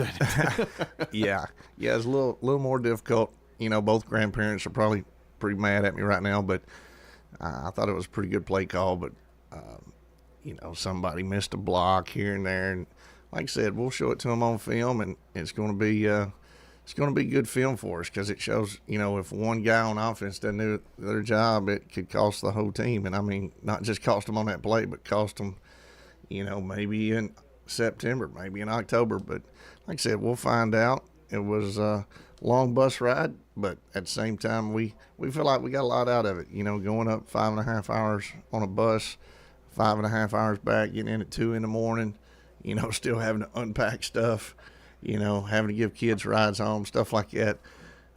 You know, it was a whole lot better if you do that kind of stuff and you win. But give credit to our guys. They handled the heat fine, you know, nobody cramped up. We started at 6 our time. It was 93 degrees at kickoff. You know, it wasn't any cooler in Indianapolis when we signed the contract. I was like, well, at least it'll be cooler in Indiana. It was not cooler. It was exactly the same as it was here in Murfreesboro. And they don't exactly have heat restrictions in Indiana. I guess they probably have cold restrictions maybe, but they didn't have any heat restrictions. But our guys handled the heat well. They were tough enough to go through, you know, a 4-quarter ball game with a really good team. And like I said, I think we're going to get a lot out of it. Credit to the parents. The parents made our trip extremely easy. They made it really easy to stay the night, in Louisville. Fed us well. They made sure everything was planned out perfect. Having to come in and practice in the mornings. We had a lot of parents that, have young kids that had to wake them up at 5 o'clock in the morning to get them to practice because of our heat restrictions and stuff. So, it was an interesting week. It was definitely one that you don't want to happen, all year long. But like I said, our guys went through a lot of stuff. Credit to them, credit to the parents that helped us out along the way. And we've got about a 4-hour bus ride next week. I was just going to mention that. Bus rides don't get much better here. Haywood is the next opponent. Now, refresh my memory. I think one of the first years you were here, didn't Haywood come down and play, and it was like their first game or something? Or I don't know. There was something special about that. Yeah, we played Haywood at their place, so we've been there before. Yeah. And, cool place to play, and then they returned the favor the next year. They had a D lineman that signed with UT that year. I remember that one really well. So they have a heck of a team. They are 2-0 right now, and they were the number 2 scoring offense in the state last year, right behind us. I'm sure they're taking the title over now. We're not exactly explosive on offense anymore, but they are definitely explosive. Have athletes everywhere. There's a reason they're always in top in the small school division in track and field because they can really get after it and go. So it's what we sign up for. It's why we go on the road and play good opponents. Like I said, it'll help us in the long run. Well, do you just keep the bus around? I mean, well, no, but I give credit to Estes. We went with Estes. We hadn't usually used those guys, and they did a heck of a job for us. So, what was it? 5 hours to Indiana and 4 hours this week, and that's in Tennessee. So, right, yeah. But kind of world travelers, the Oakland Patriots. I think you're home the next week, aren't you? Yeah, I think so. That'll be nice. That'll be good. Coach, appreciate you coming in here this morning, and good luck at TOA too. All right, thank you. That is Kevin Creasy joining us on the Coach's Show. Speaking of, brought to you by Tennessee Orthopedic Alliance, the largest, most comprehensive orthopedic surgery group in Middle Tennessee. Online at TOA.com. Experienced professionals at Prentice Allsup Heating and Air. Whether it's the blazing heat of summer or the bitter cold of winter, let the Rheem Pro professionals at Prentice Allsup Heating and Air Conditioning on West College Street keep your home or business comfortable year-round. We service all major brands and in most cases offer same-day service. Call us today at 615-890-1311. Prentice Allsup Heating and Air, your Rheem Pro partner heating and cooling contractor on West College Street, just under the Thompson Lane overpass. Head over to J. Mullins Jewelry to check out their selection of rings, watches, custom design jewelry, and much more. They're a local business located at 352 West Northville Boulevard right here in Murfreesboro. They have gifts for all occasions, weddings, graduations, anniversaries, whatever you need, you can find it at J. Mullins Jewelry. That's at 352 West Northville Boulevard or online at mullinsjewelry.com. Craig's Tax Service. We perform tax preparation, individual tax returns, corporations, partnerships, and all your payroll bookkeeping needs. Brett Craig with Craig's Tax Service. Craig's Tax Service is located just off Memorial on Heritage Park Drive. You can contact us at 890-2233. It makes sense to get help with your taxes. Call 890-2233 for an appointment. We are proud to support all Rutherford County student athletes. Craig's Tax Service, 890-2233. Dr. Automotive is the cure for your car. Brothers Danny and Randy Brewer have been providing Rutherford County with ASE certified auto repair for nearly 20 years. You'll receive courteous and friendly customer service every time. Why? Because we grew up here and you are our neighbors. Foreign and domestic auto repair and maintenance on Hazelwood Drive in Smyrna, just off I-24. SmyrnaAutorepair.com, 615-220-0971. Just ask for Danny. This Fanceroni pepperoni is fancy. Am I fancy enough for the Fanceroni? I'm wearing cargo shorts. But Tim, so am I. Try the Fanceroni pepperoni with over 100 Old World pepperoni. Little Caesars changed the Hot and Ready Classic and added 33% more pepperoni, which makes it 133% better pizza than before. It's really good. Order a new classic online and use our convenient Pizza Portal pickup. In Murfreesboro on Memorial, Warrior Drive, South Church, and Old Fort. Pizza. The Prentice Allsup Heating and Air Coaches Corner, fueled by Donut Country and McDonald's Murfreesboro on FM 101.9 and AM 1450 Murfreesboro, FM 100.5 Smyrna, and streaming at WGNSSports.com. We're back on the Coaches Show, brought to you by JHA Company. Now, that's Josh Houston and Associates. Jewelry, letter jackets, yearbooks, graduation products. They do photography and more at jhacompany.com. Time to talk to the head coach of the Stewart's Creek Redhawks, Ben Caudill. And, Coach, we enjoyed our time last night at the football game. I tell you what, it was the heat was brutal. At 8 o'clock, it was still like 98 degrees. The feel-like temperature. It was something else. Yeah, well, obviously, we love having you all out any chance we can get, and I always enjoy following up with you and John when y'all are able to come by and brag about, the incredible atmosphere that is Stewart's Creek on a Friday night, all the moving parts, all the greatness of our school that comes together each and every week, the unity throughout our entire school, staff, faculty, administration, all those things, and so we always enjoy having y'all out. Well, I know that not everybody was in place. There were some different things that happened, and some folks had to scramble, and in that scramble, they put on a great night last night.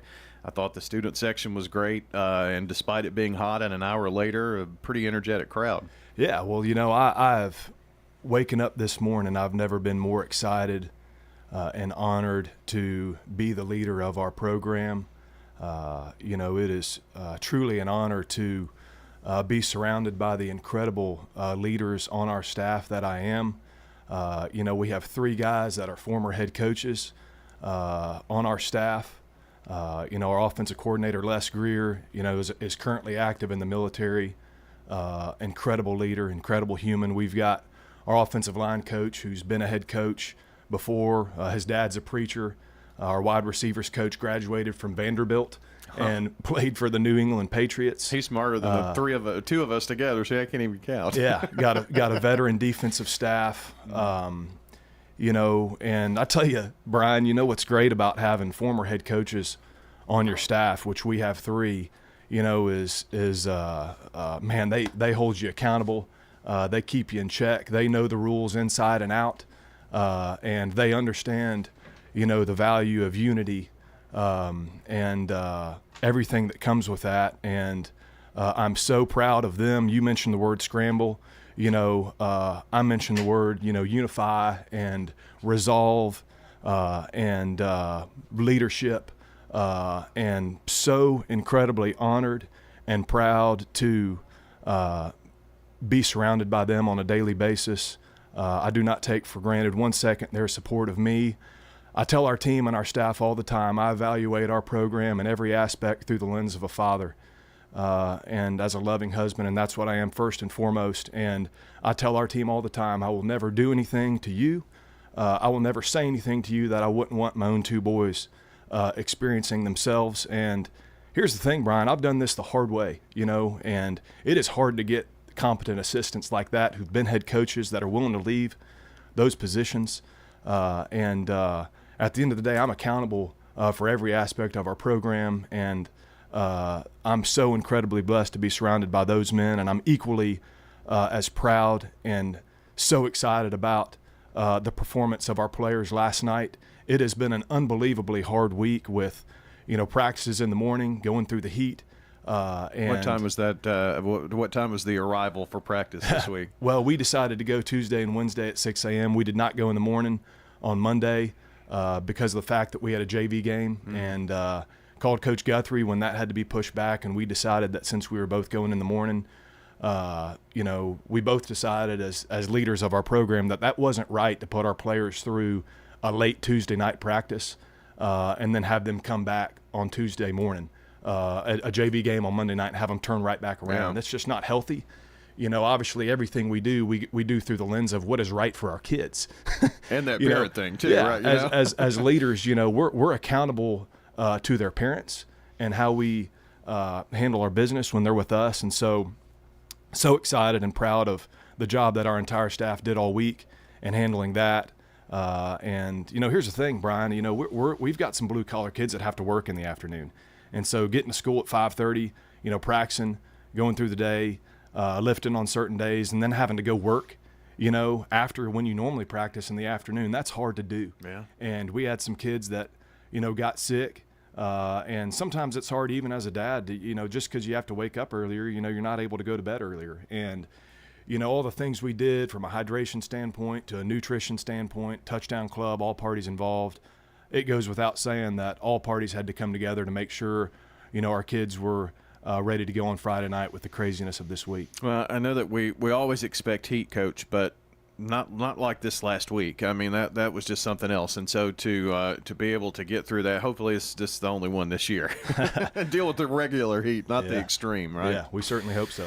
So last night, just in case you didn't remember, the scoreboard from earlier, Stewart's Creek a winner over Blackman, 28-21. And, you look at that score, and unless you were there, you guys led and had the lead throughout and actually had a 2-touchdown lead at one point. So to see that score, you had control of the game, it seemed like, from start to finish. Yeah, so proud of the effort of our guys. I want to give a lot of credit to Coach Kreisky and Blackman, and the job that Matt is doing there. Nobody respects Matt more than me. We've coached against each other now in 2 different counties. We have very similar backgrounds and a common mentor in Thomas McDaniel. So you have a twin too? I'm just kidding. So much respect for Matt. And, and here's the thing, as the leader of our program, I look back, 4 years ago, when it comes to playing Blackman, and I was told verbatim when I got our job from a former coach, they said, Coach Caudill, you're welcome. And I said, what does that mean? He said, you're welcome for the schedule you have, that Blackman's not on the schedule. And 4 years ago, that's what I was told, that, we're not the caliber team or program to go toe-to-toe with a Murfreesboro Power like that. And so after my first year, I started talking to Kit Hartsfield. That's a backyard game, rivalry that needs to be played. He took another job, and then we got moved into that region. That's what I was going to say. 2 years later, look what happened. Yeah, or a year later, I guess. Had to play him. And a lot of people said at that point in time, this is going to be the death of Stewart's Creek football. And those 2 years that we were in that region, there were 3 teams that made the playoffs both years, Oakland, Riverdale, and Stewart's Creek. And scheduled Blackman again. And, 4 years ago, it's you're welcome, Blackman's not on the schedule. And now it's, we've taken 2 of 3 from them and had one getaway at the last second last year. And that doesn't happen because you put a program in a microwave and, do things quick fix. It has been hard. It has been hard to become a football school and make the playoffs 4 years in a row, to not settle or flinch 1 inch when it comes to, how we're treating our players and prioritizing everything that goes into their development. And so I'm so proud of the effort of our guys and the job they did last night against a really well-coached and talented Blackman team.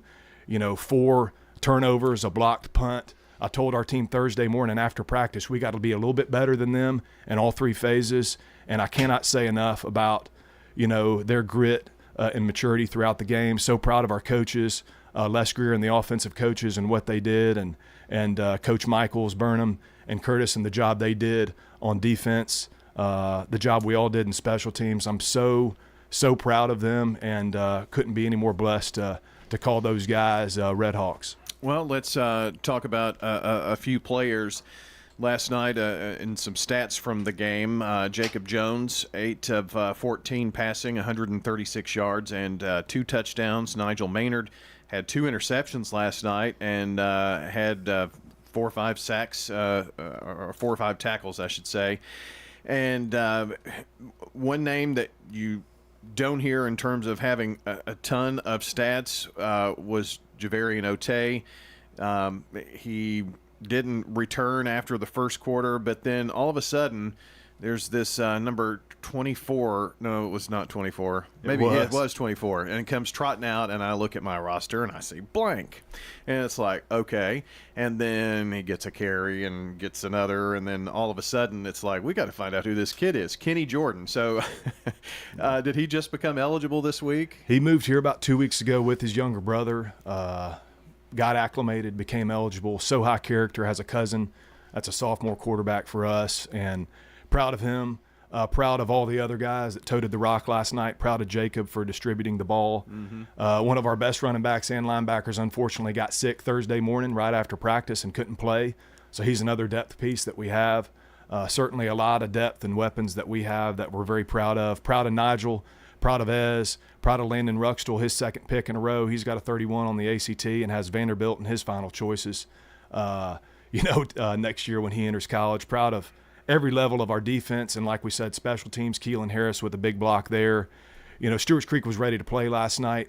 We were excited to, open up at home. Our band, cheer, dance, everything that comes together, color guard. So proud of them, and what an awesome environment at Stewart's Creek High School as WGNS clearly saw. Well, Jordan, I mean, he's here for 2 weeks. Got to learn the program, got to learn the plays, the system, how things go.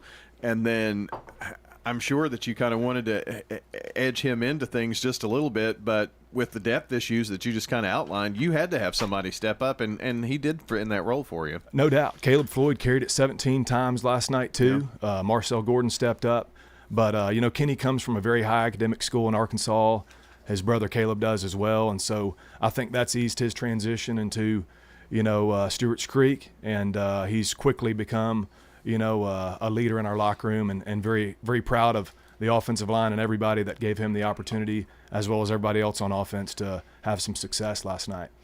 Well, Ben, it's Hillsborough next week? Yes, it is. What do you know about the Burros? Well, I know that their head coach texted me at 4:43 this morning for film, and they have scored over, I think, 100 points exactly the last 2 weeks, given up about 10 or 14. They're 2-0. Going on the road is going to be a huge challenge for our team. So obviously, we're going to enjoy this over the weekend and get back to work on Monday against a very quality opponent in Hillsborough High School on the road next Friday night. So when you got that 4:43 text, you obviously noticed the time. That must have been you were up. Man, I was so excited, Brian, this morning. I slept about 2 hours last night and woke up this morning and never been more excited and had more belief in what we're doing as a program. I'm so honored to be a Red Hawk, to be the leader of our program as chosen by our principal, Dr. Clark Harrell. So blessed and honored and excited about, our team moving forward. Are you a nap guy? Maybe a little bit today, 2 but hours. my boys are going to want to play here in a little bit too. So, love Saturdays with my family. Yeah, and can't get that time back.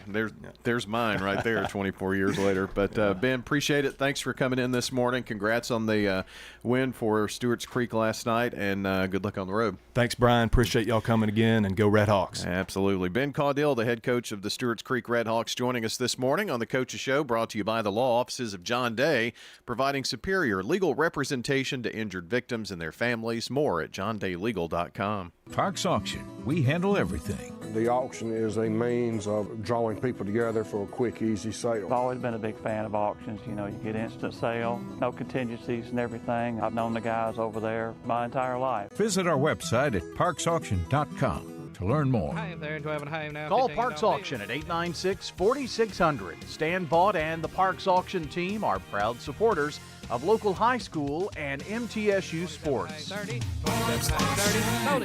You've heard people say, you know your work by your name, but there's no better name for residential and business concrete work than Dan France Concrete. From basic slabs to decorative stamping, for your next concrete project, call Dan France Concrete, 615-642-5152. This is Dan with Dan France Concrete, wishing all Rutherford County student athletes a great season. Study hard, play harder, and be safe. Trust me, Dan is committed to the community and will offer you a great product. He'll stand behind his work and make sure you're satisfied with every aspect of the work. Dan France Concrete. Here's a question. What do you want from your electric co-op? Fast response if the power goes out. An app that keeps me informed. Tips to lower my monthly bill. Communication on things that matter to me. Done, done, done, done. I want to know everything. Everything? Well, young lady, let me show you the MyMTE app. Energy Service Life. That's Middle Tennessee Electric. We're here to get done what matters most to you. Learn more at mte.com. We're talking now with Heather here at Carpets by Osborne. Tell us what it's like to work in a family business. It's a lot of fun. However, it's a lot of work. Everybody has to pull their weight equally. What do you think are some of the advantages of people doing business with a family business versus a corporate business? We are here to answer all questions. We're responsible for scheduling jobs. We're not here to sell you material and pass you off to a list of installers.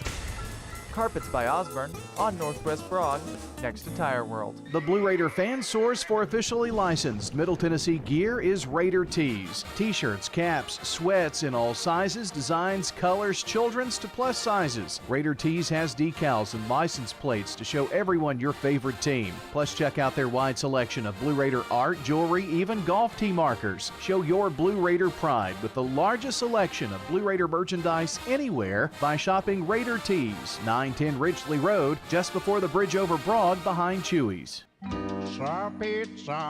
Murfreesboro's favorite pizza is now hiring at all 3 local locations. That's right. We want you to join the Sir Pizza team. Stop in at our East Main, Veterans Parkway, or Memorial Boulevard locations and let us know how you'd like to join the Sir Pizza family. Also, we've made it even easier to order for carryout or delivery. Just head on over to sirpizzatn.com. Sir Pizza, you made me love pizza again. The Prentice Alsop Heating and Air Coaches Corner, fueled by Donut Country and McDonald's Murfreesboro on FM 101.9 and AM 1450 Murfreesboro, FM 100.5 Smyrna, and streaming at WGNSSports.com. We're back here on the Coaches Show, brought to you by Las Casas Feed Supply, locally owned and operated by Coy and Jennifer Young, specializing in animal feeds, premium pet foods, farm supplies, and more. The head coach of the Rockville Rockets joins us this morning. Brian Guthrie is on the phone. Good morning, Coach. Good morning, Brian. How you doing? I'm doing well. I've had like 3 cups of coffee with that creamer, that I brought in this morning, so. That I didn't get to get. I'm going to make sure you, as a coach, you put in a request. I'm going to make sure that we have creamer here every week. So when you can be here, yeah. So, Coach, last night, congrats on the victory over Smyrna, 14-9, and I'm sure a lot of people looked at Week 1 with Smyrna and their loss to Riverdale and thought, you know what, Rockville favored, and you probably were and should have been, but. You and I both know going to Smyrna, playing at Smyrna, that's one of the tougher environments you go to. It is. It is. It's a neat place to play, especially if you're a Bulldog. But it's tough when you're the opponent. I can only imagine. So this whole week, there's been a theme this morning. This whole week just seemed discombobulated and disjointed, and I've been around coaches long enough to know that anything that kind of interrupts the flow and the rhythm and the schedule and what you want to do can be frustrating. I'm sure you had some of those frustrations this week dealing with the heat. We did, same as everybody else. We went at 6 o'clock in the morning on Tuesday and Wednesday, which is different. But other than that, everything was, pretty much normal. Now, I've heard some coaches also mention this morning, Thursdays are usually morning. Do you do that too on Thursdays? We do. We go at 6:45 every Thursday morning, and it just gets us in. We get our, it's not a walkthrough, but we try to get everything buttoned up and make sure we're crisp, and we spend about an hour running through everything we've done that week, and just to make sure that everybody's on the same page, and then we let our kids go about 45 minutes before they have to be in class, so they've got time to go shower and pretty up, and then they go to class, and then they get to go home and have the evening off on Thursdays, and the coaches get to have the evening off on Thursdays, and so it kind of works out for all of us. And I guess that was going to be my next question too. The reason you do that, I guess it's nice to have Thursday night available, rest, that's more time in between, a tough week of workouts and practice before a Friday game. All of those things seem to work logistically together. So going early 2 more mornings really wasn't as huge of a change as you would think, I guess. It wasn't. I mean, we'd gone we went at 7 o'clock in the morning all summer, so it wasn't too bad to get there at 6. But I, selfishly, I liked it. But it gives, especially going in the morning on Thursdays, it just gives our coaches a chance to get home and be with their parents. I mean, their families, and and then sometimes we have coaches, have dinner with their position groups on Thursday nights, and that gives them a chance to, build relationships, off the field, and so it all works out pretty good for us. Brian Guthrie with us this morning talking about Rockville football. They were winners last night, 14-9 at Smyrna High School. Coach, let's take it by the half, and all the first half scoring was in the first quarter. You go up with a touchdown pass from Mayhew to Sales, and let's see, I think last night the stat I had, Mayhew 7 of 11 passing for 99 yards and 2 TDs in the win. So a pretty good night for him, but he kind of set the tone. Your offense set the tone early in that game. Maybe. Yeah, maybe. We're still playing a whole lot better on defense than we are on offense right now. Brendan's still playing real solid. The second touchdown he threw to Logan Pageant was, I think, for 55 yards, but it was off a scramble, and he just made a play, and he's doing a really good job of moving around and extending plays, and we're real proud of that. But man, I'll tell you, our defense carried us last night, without a question, without a doubt. And you're going up against a team that had struggled maybe in their first game and struggled a bit offensively, and you knew that you were going to take on a tough defense. Smyrna, you can always bet that they're going to be that way. So it was there was a lot of push and pull, I guess, there last night when would you classify it as maybe one of those classic defensive matchups between two teams like that? 1,000%. Yeah, it was definitely not a shootout. No, it wasn't. Matt's teams are always going to be good on defense. They're always going to they're always going to be solid. They're always going to find ways to give you problems, and they did that last night to us. But we had some self-inflicted things as well. Let's see, 149 yards rushing, 99 passing, and time of possession had to be pretty heavily in your favor last night. I have no idea. Yeah. We don't huddle. Sometimes we don't huddle, so I can't ever tell. Well, it just goes so fast, I guess, in the tempo. So kind of it can be frustrating when you're moving the football but not scoring sometimes, right? So how do you make sure the kids stay in the right mindset, especially in a close game like that last night? We just tell them to keep pushing. We just tell them to keep battling and keep fighting and keep shooting, and that it's going to happen. Just got to keep grinding, and at times, we hope that going fast sometimes gives us an edge in the third and the fourth quarter, especially when the other team's got players going both ways. So, we have a couple that go both ways as well, but it's only a few, which helps us. Well, we talked about the first half a little bit. Second half, in the third quarter, you had a 6-3 lead at the end of the first half. Then Smyrna comes down to score and take the lead, and that's when you knew that your guys had to step up to the plate, and they did. We did. We were holding them really well on defense, and I don't know what they ran. I think they were running the reverse, but they got their timing mixed up, and the quarterback missed the handoff, and so it ended up being a busted. Or that's what it looked like on the field that night. And the quarterback ended up just finding a crease and turned it into a 40-yard touchdown. I don't know, but it was crazy. But yeah, they answered, and so we knew that it was a dogfight. Well, you mentioned Logan Pageant in the pass from Mayhew. That's what gave you the lead for good, and I guess that's really what ended all the scoring last night, because the fourth quarter was scoreless. So to have a quarterback that, when things aren't going great, and just makes an athletic play, it's nice to have a kid back there behind center, isn't it? It is.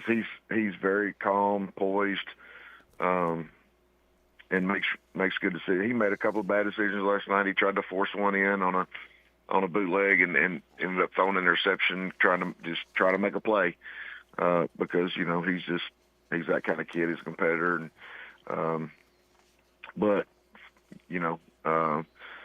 we trust him, and we know that he's gonna battle, and he's gonna make the right decision 95% of the time.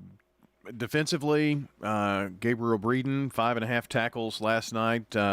Timmy Williams had 5, along with Gavin Deary, and there was Williams had a sack in there as well, and defense played pretty well to hold Smyrna to just 9 points. Anybody else on the defensive side, or any thing you want to say about the defense? No, so just up there, we're flying around and we're getting several hats to the ball. Braden Thompson had a really good game from our strong safety position. He's one of the most cerebral kids we have on our team, and he's always where he's supposed to be when he's supposed to be there. He's just so solid. But Gabriel Breeden just started playing for. He just moved in. I don't know, about a month ago from Illinois, and he and his brother, and so he's been a real good addition, and he's come along and really showing that he can contribute on defense. Well, it's a home game versus Tullahoma. Stewart's Creek had the opportunity to open up with Tullahoma. They got the victory there, and this one will be at your place. What do you know about the Wildcats from just down the road? I know absolutely nothing about them yet. Other than I know that I know those coaches. Brady Goodman coaches down there is a good friend of mine. I know they're going to be well coached. I know they're going to be, I know they'll get after you, and they're going to be physical. And we're glad to be at home one week. Yeah, I'd imagine so. Well, Coach, hopefully. I took a peek at the weather. I think the hottest day is next Friday, but it's like 88. So I think we'll take that 10-degree cool down and hopefully a normal week this week, right? Praise the Lord. Yeah, amen to that. Brian, appreciate it. Huh? I said I'm ready for normal. Whatever that is, I haven't figured that out, man. Brian, appreciate you. Thanks so much, man. Thank you, Brian. That is the head coach of the Rockville Rockets, Brian Guthrie, joining us this morning on the Coach's Show, brought to you by Edward Jones financial advisor Lee Colvin, who will work with you to develop a complete, tailored strategy to help you achieve your financial goals. That's Edward Jones financial advisor Lee Colvin. Rely on the experienced professionals at Prentice Allsup Heating and Air. If your old unit needs a tune-up, the professionals at Prentice Allsup Heating and Air service all major brands and even offer same-day service in most cases. Keep your home or business comfortable year-round. Call us today at 615-890-1311. Prentice Allsup Heating and Air, your Ring Pro partner heating and cooling contractor on West College Street, just under the Thompson Lane overpass. Online at PrenticeAllsup.com. Craig's Tax Service. We perform tax preparation, individual tax returns, corporations, partnerships, and all your payroll bookkeeping needs. Brandon Craig with Craig's Tax Service. We fulfill all your tax preparation needs, from individual returns to corporations, and handle any of those scary letters you may get from the IRS. Craig's Tax Service at 142 Heritage Park Drive. Call 890-2233 for an appointment. We're proud to support all Rutherford County athletes. Craig's Tax Service, 890-2233. We're talking with Anne-Marie Brents at Rick's Barbecue on Warrior Drive. Our sandwiches are very popular. Our pork and our chicken are probably most popular pulled meats. We have spare ribs. They're delicious. They fall off the bone good. We don't put sauce all over our meat. And that's so you can choose mild or hot sauce or their signature white sauce. White sauce is our special kind of secret sauce. It's delicious. It's kind of got a kick to it, but it's not too spicy. Barbecue smoked chicken, ribs, loaded baked potatoes. Check out Rick's Barbecue, 212 Warrior Drive. It's not just a home or a car. I'm State Farm Agent Dana Womack. We see your home and car as the time and memories you put into them. Give me a call at 615-900-0877 and let me help you give them the protection they deserve. Renters, when you combine State Farm auto and renter's insurance, you save an average of $642. I'm State Farm Agent Emerson Williams, and I'm ready to help you combine auto and renter's insurance and save. Call me at 615-459-2683. For almost 150 years, First National Bank of Middle Tennessee has been helping local businesses with their banking needs. Hi, I'm Justin Burris, commercial banker at the 1708 Gateway Boulevard location. Let us show you how easy it is to do business with a true community bank. Local people making local decisions for our friends and neighbors like you. First National Bank of Middle Tennessee, Equal Housing Lender, member FDIC, NMLS number 401715. The Prentice Allsup Heating and Air Coaches Corner, fueled by Donut Country and McDonald's Murfreesboro on FM 101.9 and AM 1450 Murfreesboro, FM 100.5 Smyrna, and streaming at WGNSSports.com. And we welcome you back to the Prentice Allsup Heating and Air Coaches Corner. John Dinkins wrapping things up with Siegel coach Adam Renshaw. And this portion of the show is brought to you by Bowen's Body Shop. From dings and dents to full body work, trust Jeff and Cal Bowen to do the job right. They're located on Middle Tennessee Boulevard. And Coach Renshaw joining me after a big win last night over the Laverne Wolverines by a score of 64-0. Did that score surprise you a little bit, even you? Yes, sir, it did. We, of course, crazy week of practice and preparation, and I was so worried that the boys wouldn't be focused with the new field and the different schedules, and man, they really impressed me with the preparation and how they took the field on Friday. Well, and we're going to talk about the game. I meant to ask you this first, but the practice times are weird. I know you probably practiced inside somewhere and that kind of thing, or maybe had an early practice, which is kind of concerning sometimes when we're dealing with kids because, homecoming week is kind of like that, and it's a change in their schedule, but it seemed like it did the opposite effect with you guys. Well, maybe, I don't know. Sometimes I think football coaches were cantankerous about our schedules and hate being disrupted. And to be honest, kids can probably take more than we think they can. And, the bottom line is how they show up at the football game. And, ours showed up and played really well. I was really proud of them. We challenged them from the previous week and said, look, the 11 on the field are the Siegel Stars, and everybody on the sideline, everybody has to put all their attention on those 11. And we thought for 4 quarters, even our starters at the end of the game were coaching our young kids. So I was really, really proud of them for that. And new turf as you go. The first time they've actually played a game on the turf, yes, sir. Official game, yes, and sir. That had to be, a little mind-boggling as well. But they just seemed I probably instilled a little pride in them and that kind of thing. I mean, that's a big event, and we're going to talk about that in a second too. Yeah, well, just the atmosphere at the football game last night was amazing. We had a lot of students out, a big crowd. At 8 o'clock. I mean, yeah, that's what surprised me too. Go ahead. And so I mean, our booster club has done a great job they set up some fireworks. I mean, it was just a really, really cool atmosphere to play in last night. Now, I think our kids were surprised by it a little bit. They were excited about it, and so tremendously happy about what we have at Siegel High School right now. And you're going to dedicate that turf next week against Smyrna, the game against Smyrna, which I know that's, there's several emotions, I guess, Coach, you could have. You know, feel a sigh of relief, pride, the aesthetics of the entire, football stadium itself.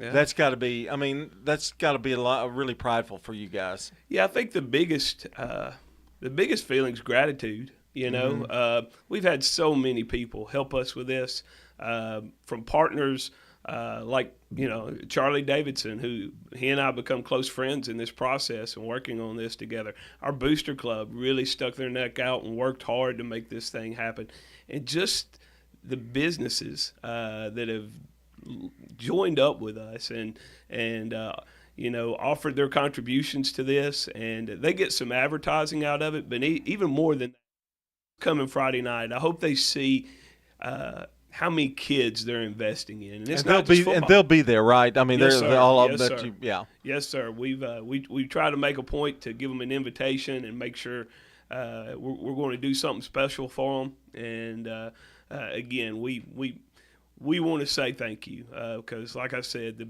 the thing that probably surprises me more about any of this, when we started this turf project, we were really thinking next year. Mm-hmm.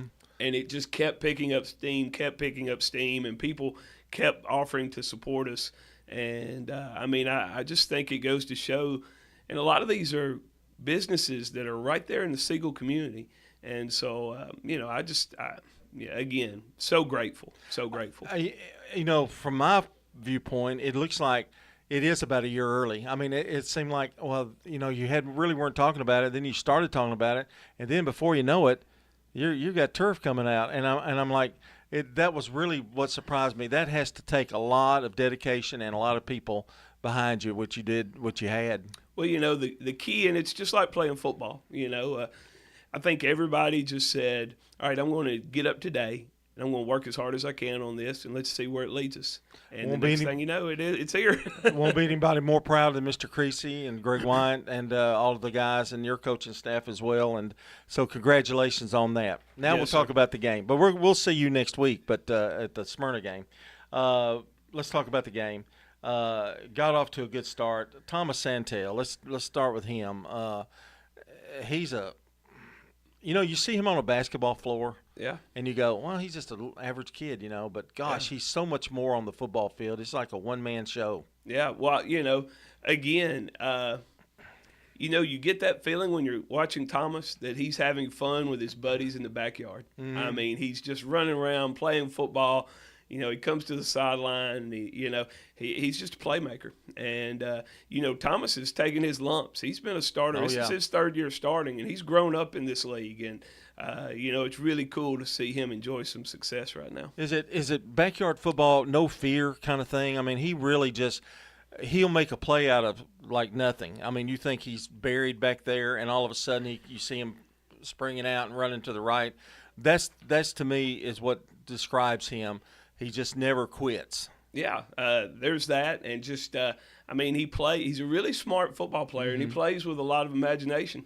And in our offense, the way we do things, we put a lot on the quarterback, and he's a really, really intelligent young man, and he's fun to watch. He's fun to watch. Tell me a little bit about Terry and Grant, because he's got some weapons around him, which hasn't always been the case with you guys. But it looks like you've picked up some offensive weapons to really help him out a lot. Yeah, well, Teron, you just look at him and you can tell he's a special athlete. Last night he had a great night. He's had two really great nights. Of course, he plays both sides of the ball for us, so we have to, monitor him and take care of him and make sure that he's getting the right reps and he's playing himself into shape this time of year. But he made 3 great catches last night. He made the first touchdown was an absolutely amazing reception in the corner of the end zone. And so, it helps when you're a quarterback that you got several guys you can go to. That's improvement with the offensive line, too, I would think. That's giving him a lot more time to throw and make those completions. 100%. 100%. And a guy on our team that doesn't get enough credit right now is a kid named Chase Simpson that, he's a two-way starter for us. He's our center, which – it's a heck of a thing to throw a ball between your leg and block a 300-pound dude. Right, and you think, and people underestimate that. They think, well, that's no big deal. Oh, yes, it is. Yeah. I mean, you know it's coming. They're coming after you, and you got to block. Exactly. And it just seems like the maturity and things have kind of come. It's been a rebuild. When you got here, it was a rebuild, but it kind of appears that things are really you're starting to really build something here at Siegel. Well, these are the same kids we started with. Yeah. 4 years ago, these kids were freshmen, and they were a really good freshmen. Caleb group. Watson for another one that caught a pass last night. I think that's another one that's been with you for a while. So. Yeah, no doubt about it. And Caleb's grown up in the program, a great kid. His dad's on staff with us now, doing a great job for us. And, he made a really tough touchdown reception last night. And he had over 100 yards receptions against Shelbyville. I think we looked at the Shelbyville game and we thought, well, the defense, what's going on, what's happening there? But I think people that don't know Shelbyville knew, and you knew that. And I think they even surprised you a bit, but they did. You knew how they were pretty good offensively, but they really surprised you. Yeah, I thought, when you look at Shelbyville's football team, we felt like they were holding stuff back. We didn't know quite what. And, honestly, I thought our defense did a great job just adjusting that week. And like I said, in today's football, you ain't got to be the best defense. You got to be the best defense on the field that night.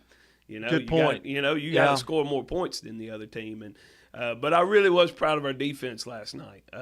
Coach Smith, our defensive staff did an awesome job last night. And I tell you, we got 2 senior linebackers in the middle of our defense that are really special kids that have grown up in our program also. Maddox Grisham and Andrew Ricks,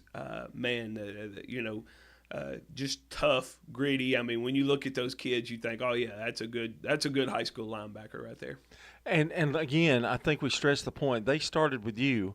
And they've been with you and to see the development, I know that makes your coaches really happy to see how they've responded. Oh yeah,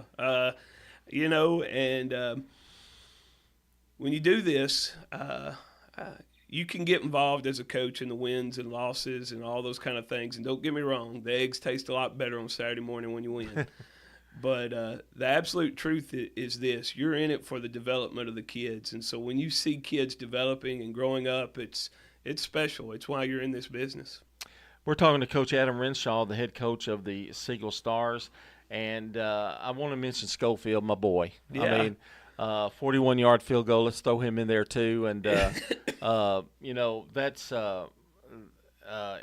let's see, Adriel Hawkins, a 16-yard run. Yeah. I'm trying to get some names in here. Quentin Groves with a 70-yard interception return. Yeah, Quentin's another one, man. He's been with us. He's a 3-year starter, and he brings it. Made a tremendous play. You talk about Schofield last night. Funny story from last night. You're having a good night if your kicker's cramping.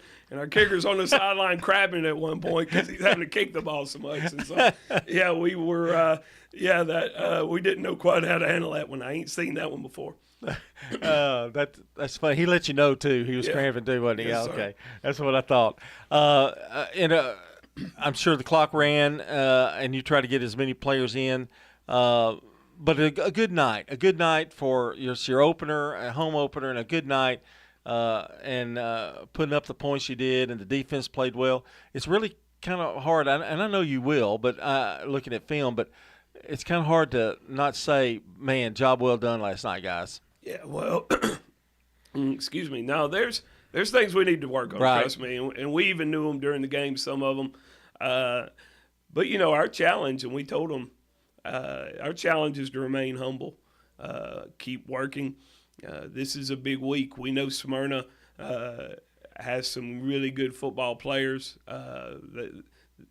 Close football game against Rockville. Rockville's really good. So Smyrna's going to be hungry, and they're going to come after us, and they're going to bring everything you got. And so I don't know. We gotta go back to work, and our record's 0-0, and worry about the Smyrna Bulldogs.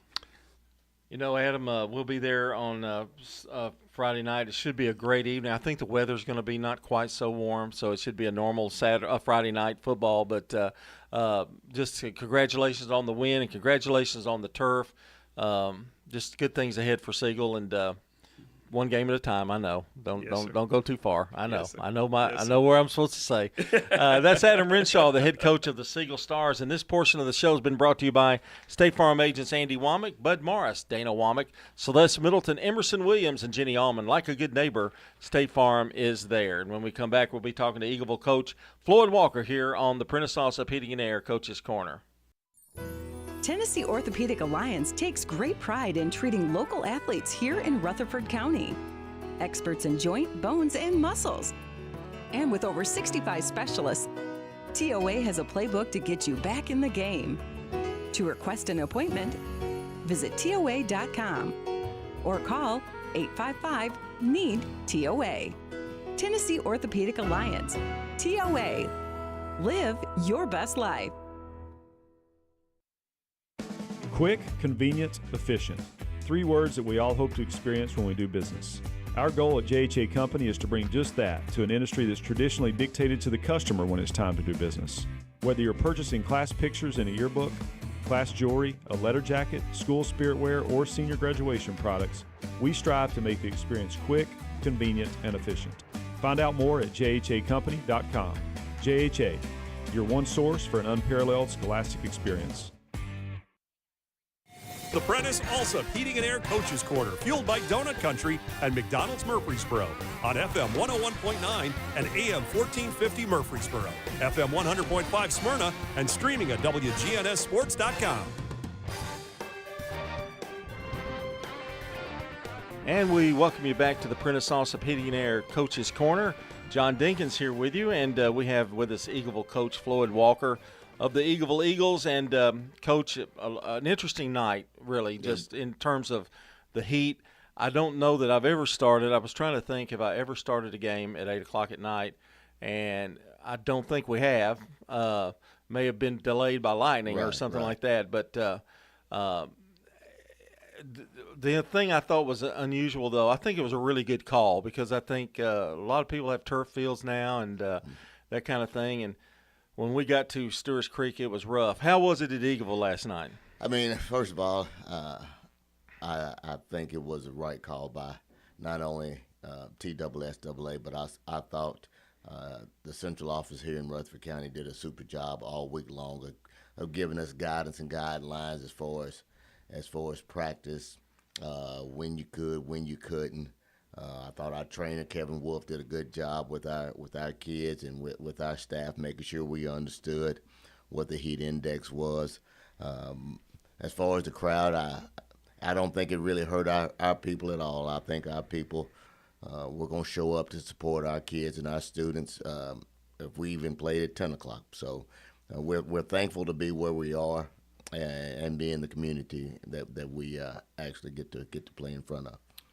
Floyd, we talked about, I know practice was different too, because it was hot for like 4 days. I know you went inside, I think, on a few of those occasions. We did. We went inside Monday and Tuesday, which was, something that you didn't want to do, especially when it was, weather permitted you to get out, but the heat index didn't.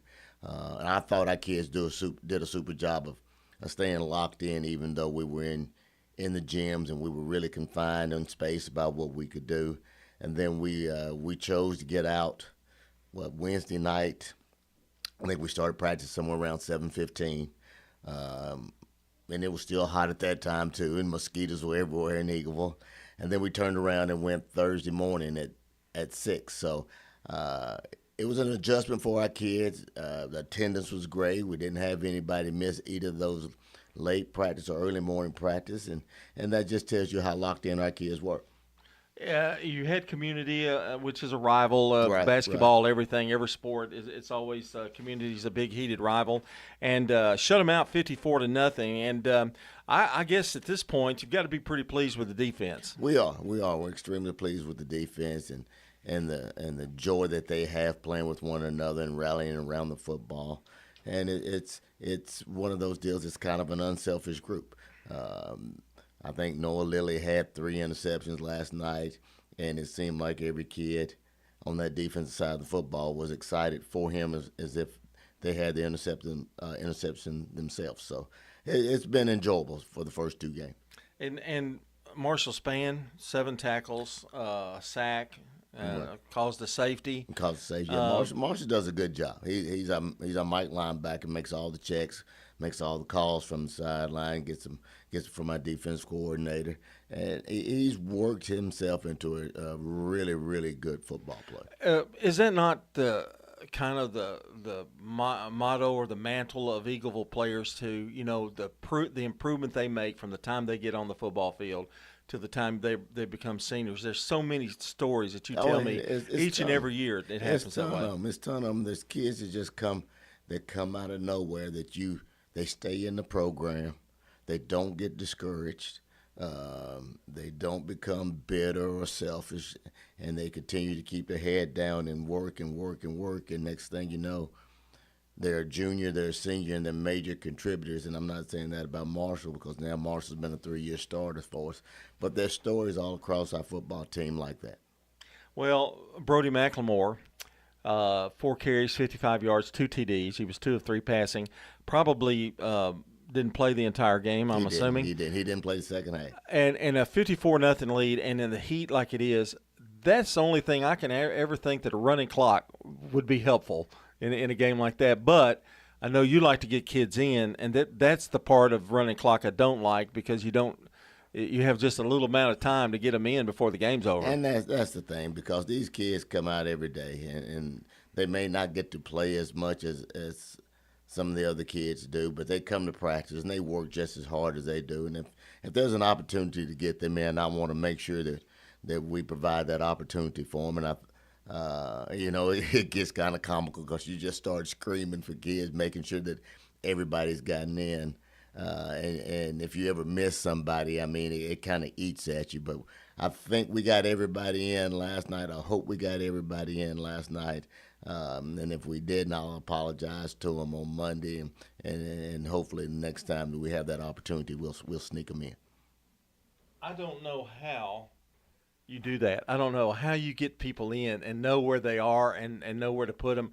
Do the assistant coaches help with that a lot, or is that just something that it's innate with you guys that you're able to do that? We kind of do it by position groups is the way that we do it. Because like if you're a defensive lineman, and you're with Coach Pippinger all week long, then Coach Pippinger, he kind of handles making sure that all of them get in. So they'll all gather around him, and we'll just start rolling them in. And then they may get 1, they may get 10, they may get 20 snaps, but at least they got in the ball game.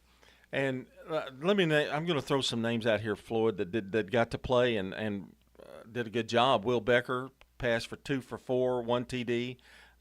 Carried for 18 yards. Right. Caleb Snitzer, 6 carries and 68 yards.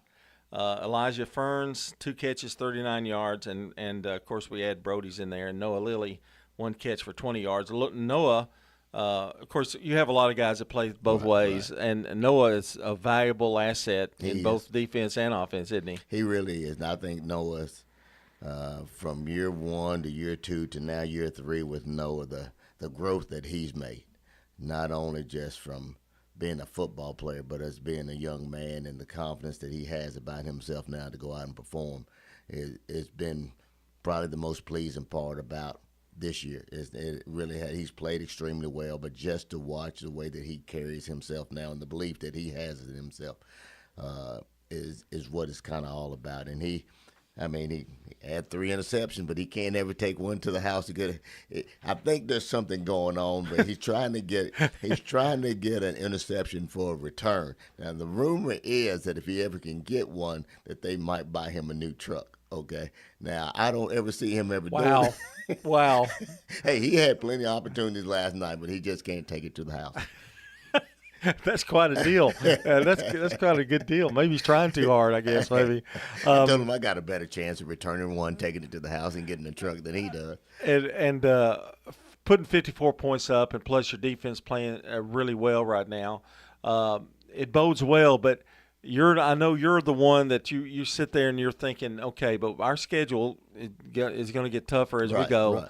And you can't get too high and you can't get too low, and just you kind of got to stay, even keel here. Yeah, you got to stay the course. You do. You have to stay the course. You have to enjoy moments like this. And the big takeaway from it is, 1, you came out of it healthy. 2, you got to play a bunch of kids and give them some experience. You don't try to score 54 points on an opponent because you want to respect everybody because those kids work as hard as yours do.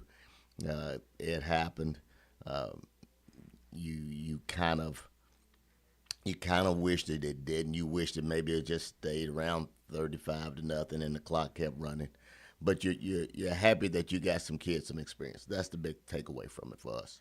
We're talking to Floyd Walker, the head coach of the Eagleville Eagles. And tell me quickly, Brody McLemore, what he's meant to your football team because, he's played different positions and he's taken on the quarterback position here. Kind of tell us exactly what he means and what kind of kid he is. Well, the thing about Brody is if you go back and you look at the history of Brody, Brody's been injured for the past 3 years. Mm-hmm. So for him to be able to play, he's got some ailments that, should he be playing,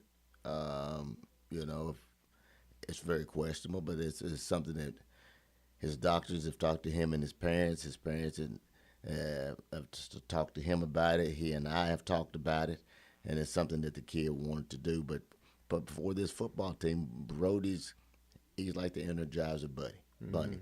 He's pedal to the metal.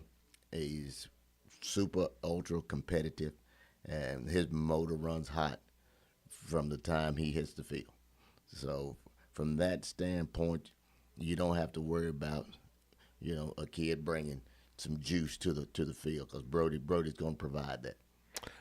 I guess we got to talk about it. You're going to avoid me. I know when I ask this question. We're going to talk about some other stuff, and you might avoid me. I got some stuff in my head too. You travel to Moore County. Yes. All right. Moore County has been year in and year out tough game. Right. They always have usually a really good team. Do. And probably nothing different this year. No. They're awesome. They're awesome. Of course, Chris White and I, the head coach of Moore County, we've been friends ever since he came to Middle and played for us at MTSU. And his son Dawson. If there's a better football player in 1A than Dawson White, I'd like to see him because the kid is phenomenal. He is phenomenal, but it's going to be a tall task for us. They're going to be extremely well coached. They're going to be extremely physical. It's going to be at Moore County. They're going to have a packed house.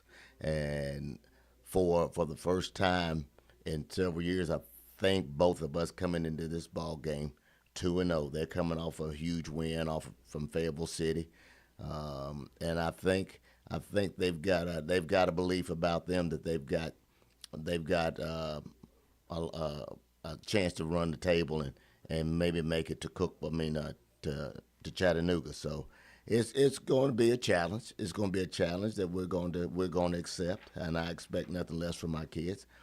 But we're going to have to play exceptionally well. It is, I think, the first time I can remember that both teams coming into this game are 2-0. Mm-hmm. Somebody's lost or something before that. But, boy, what a challenge. How do you approach this week? I guess it's my next question. Just like any other game, is it going to be a little more juice in there? No, we're going to approach it like any other game because at the end of the day, we can't control what they do. Only thing we can do is control us. And if we prepare and we go into it and we compete and we don't have any self-inflicted wounds, whatever happens is going to happen, and we'll be able to live with that. If we go in there and we create opportunities for them, then those things are kind of hard to swallow. But our kids will prepare. We'll try to make sure that we got everything oiled up and ready to go, and then just let it fly. That's what we're going to do. We're just going to let it fly. That's the way you got to do it. Oh, yeah. It really is true.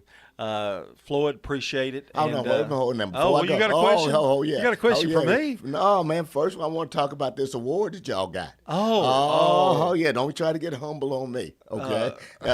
Congratulations to you. Thank you. To you and Brian, man. I can't think of two better people to get that honor, man. I was excited when I saw that for you guys because I know how much y'all put into it and how passionate y'all are about high school sports in this town. So I really do appreciate everything, and I'm so thankful that you guys were able to get it. Well, we appreciate it. We weren't expecting it. We thought we'd get a free dinner out of it, but other than that, that was quite a surprise. Come to Eagleville, I might give you a free hamburger. Hey, I've got to come to homecoming. I'm skipping a game to come to your homecoming game. You better not miss that. Yeah, you better not miss that. Got to go. Yeah, that's Floyd Walker, the head coach of the Eagleville Eagles. Big win last night, and a big game coming up this. But it's just like any other game. That's right. That's right. We'll keep it that way. This portion of the Coaches Show is brought to you by Ideas Tees, who will be happy to help you fulfill all of your printed apparel, embroidery, and advertising specialty needs. Find out more at ideastees.com. And since I forgot the first one, I'll do this one at the end. Sir Pizza, whose 3 Murfreesboro locations offer a huge selection of mouth-watering pizzas, sandwiches, pastas, and wings. You can order your favorite pizza online at sirpizzatn.com. We've got Cougar Corner coming up next. Stay right here with us. This is a paid legal ad. When a family member is lost as a result of someone else's negligence, the grief can be unbearable. It also leaves you with a lot of questions like, how did this happen? Who's responsible? And is my family going to be okay? That's a lot to go through, but with the law offices of John Day on your side, you don't have to go through any of it alone. We understand what you're going through, and we have the experience to get the answers, justice, and compensation your family deserves. Call the law offices of John Day. Hello, this is Coy Young at Las Casas Feed Supply. We'd like to welcome you to our door. I'm Ian Young. I'm at Las Casas Feed Supply. I'm selling beef and pork, 100% Angus, raised here in Las Casas. Come get you some. Everyone's favorite cuts available, even options to purchase a quarter of a steer. We got the beef. Hello, everybody. Las Casas Feed Supply. Family owned and operated, Las Casas Feed Supply on Barlow Lane, just off Highway 96 East. It's time to talk MTCS sports. It's Cougar Corner, fueled by Donut Country and McDonald's Murfreesboro. Presented by Tennessee Orthopedic Alliance. TOA. Live your best life. Online at TOA.com. We're joined by Middle Tennessee Christian School coaches to talk about their most recent games and their upcoming opponents. It's time to talk orange and white on MTCS Cougar Corner. And welcome to Cougar Corner. John Dingens here with you, the host today for another edition of Cougar Corner. And joining me, of course, during football season is head coach Christian Peterson. And Coach, quite a little road trip that you just had. Yes, sir. It's been fun, though. I think kids have had a good time, and definitely a cool experience. You know, what is the agenda now for today? Did you all? I know you spent the night. Did you come home? Are you traveling now, or how does that work? So we have a late flight today. We wanted to make sure that we had time for, God forbid there was lightning, couldn't play Friday night. We wanted to be able to have a time into the schedule to make it up on a Saturday morning. Luckily, we were able to get the game in Friday night. So this morning we'll be pretty low key. We'll hang out by the pool. We got a late checkout, so we'll pretty much go from the hotel. We'll grab some food and then head over to the airport and come back home to Murfreesboro. That is some really great planning there, Coach. You have somebody on your staff that does that, or you do it, or to think about lightning and prepare for those kind of things, because there was a little lightning in our area last night. So I'm from Florida. So I've had plenty of times where, especially early in the year, you can't change Mother Nature. She's going to do what she wants to do. And, so I just wanted to make sure that it's not the most ideal situations, but I've done it before where we couldn't play on a Friday night and had to play on a Saturday morning. Masters was fantastic and working with us and being able to set everything up. And, again, luckily we didn't need it, but I wanted to make sure that we didn't come all the way down here and weren't able to play a game.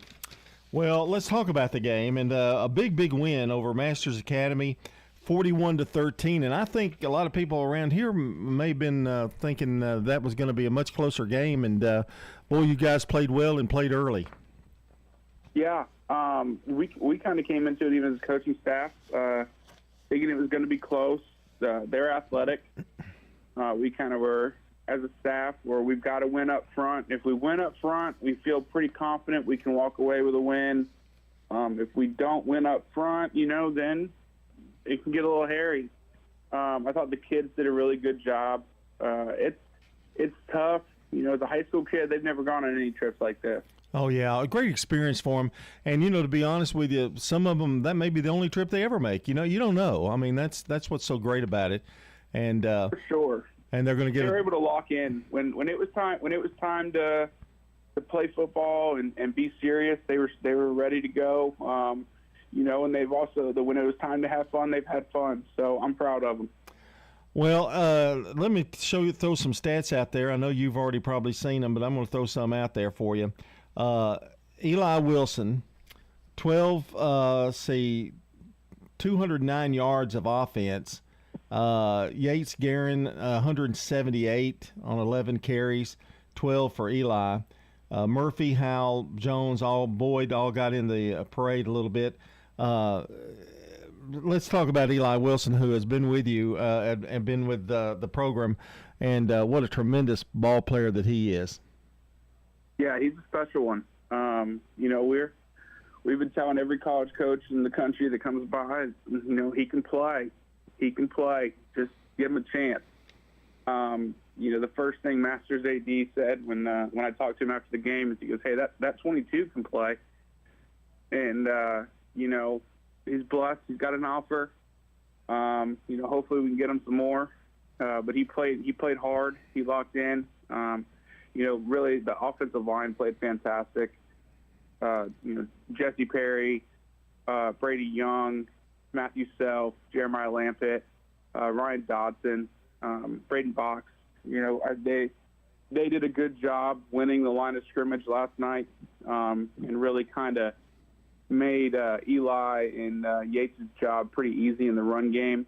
And then whenever they needed to make the last guy miss, they did it. And so really a team effort. And it's a sign the offensive line's doing well when you don't have to throw the football, and you didn't have to throw it a lot.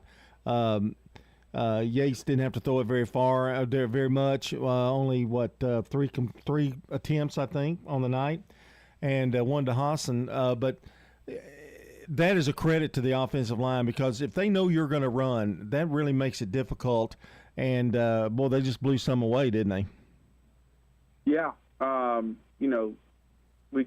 We were able to throw it a couple times, kind of when we wanted to throw it, trying to, just work on some stuff, really. I will say our one catch, they had great coverage, and Grant Hawson went up and took the ball from him. It was a great play. I think it's going to be a big moment for him. Really, he hasn't had to do that much in a game, and so now to be able to kind of prove himself, as a coaching staff, we knew he could, right? But now he's able to kind of prove to himself that it doesn't matter if I'm covered. I can go make that play. So it was good. And we just got to keep being physical and keep trying to get better next week.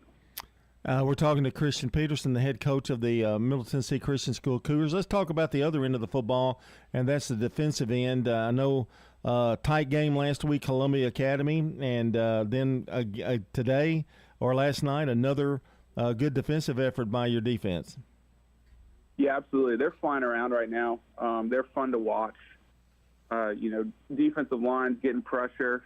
Linebackers are flying around, and they're hitting people.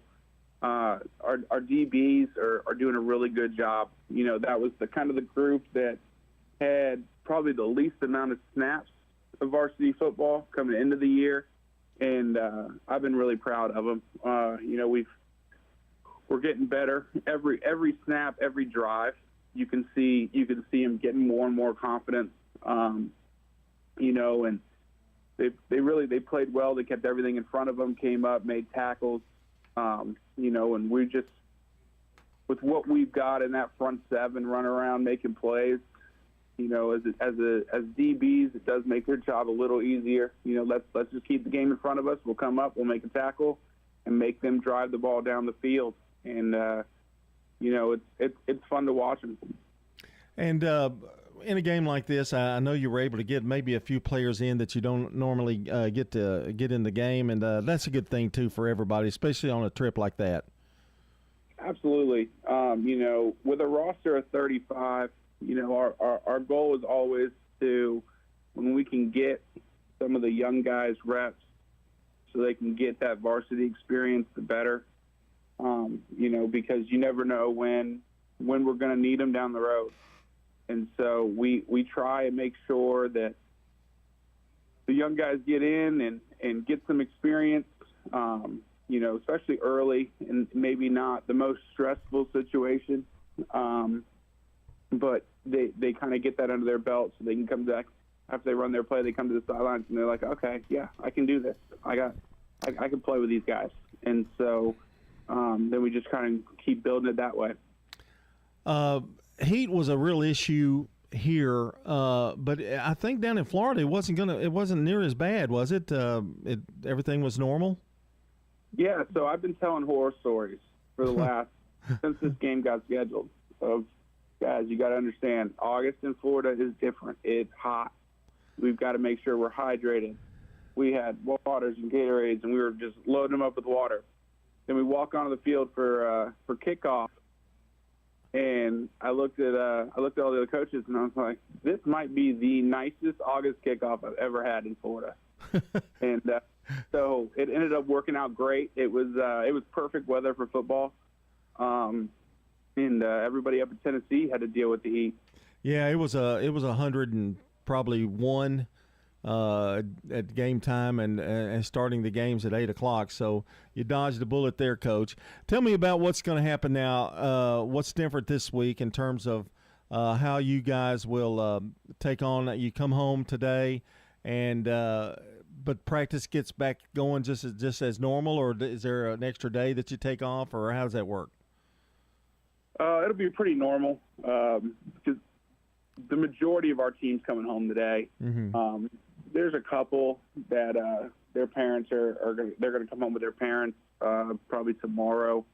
But as far as our week goes, we'll kind of get into it, have a normal week, Monday through Thursday, and then we'll finally get to play at home on Friday. So definitely excited about that. Let's talk about the home game, and it's against Grace Christian. Tell us a little bit, if you know anything, a little bit about Grace Christian. I haven't seen much on them this year. From the last 2 years, they're always a good football team. Right. We haven't got them. They've gotten us the last 2 years. So hopefully we can come out and get a game plan that works and be physical and try and come out on top. Well, you've kind of had a really tough 2 games. It's good to be home and be able to kind of relax to that point. But then again, there's a lot of responsibilities with home games, and I know you've got a lot of help with the community and those guys. It's a great place to watch a football game. Concession stands are great, and you guys have always had a lot of help, and that's been since day one. And you can't thank the community enough. I mean, it's just really great to see how they welcome everybody. Absolutely. For home games, I really get to just kind of worry about football. Mm-hmm. I've got great parents. I've got great administration, and they do a great job running everything. Really, on this trip, I was able to Miss Harris, who's kind of like the head team mom. She was kind of running the all of the food and everything else. So I was able to kind of give her a schedule of what we were doing, where we were going to be, what time we needed to eat, and then she really kind of handled it from there. Our AD, Jason Piercy, was up here, and then all the other parents. The fans, it was probably almost 50-50 down here in Florida. So we had a lot of support.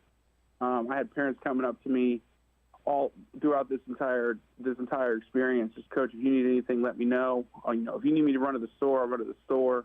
And it really is. It's a great place for high school sports. when you have that kind of parent support, it makes the coach's job so much easier. And I can't thank everybody involved enough for really making this trip possible, and really making every week of football a good experience for the boys. And having that help, you were able to concentrate on football, which is so difficult when you go on the road like that, and to have those kind of all these responsibilities, to be able to say, hey, can you do this for me, and that, and then for them to come up to you, that's really a load off of you and the coaching staff. Absolutely. It really does allow us to run it similar to how, when I was in college, how our road trips were able to work. We were able to, have the meeting room and know that I didn't have to worry, right? At 8:30 in the morning, when they said breakfast was going to be there, breakfast was going to be there. At noon, when they said they were going to have subs, like the subs were here. I never had to worry about, oh man, I hope that they say it's going to be there, it's going to be there. Like I know that I can trust them to get it done, and like I said, they did a great job, and made my job so much easier. And I can't thank everybody involved enough. You were on the coaching staff last year, and I've not actually. This is our first time we've actually had a long conversation together. But MTCS, a special place, and what draws you to Middle Tennessee Christian? As we're talking as a whole for a school, what is it that draws you to Middle Tennessee Christian School? The community, definitely the community. I know we've kind of talked about it today, but it's a cool place. When the girls basketball team's gone to the Final Four and state championships the last couple of years, I'd argue we had more fans than anybody else show up. When we have a home football game or a road football game, like, our fans show up. If I need anything, there's a limitless amount of people that I can ask, and they're willing to help in any way that they can. It's special.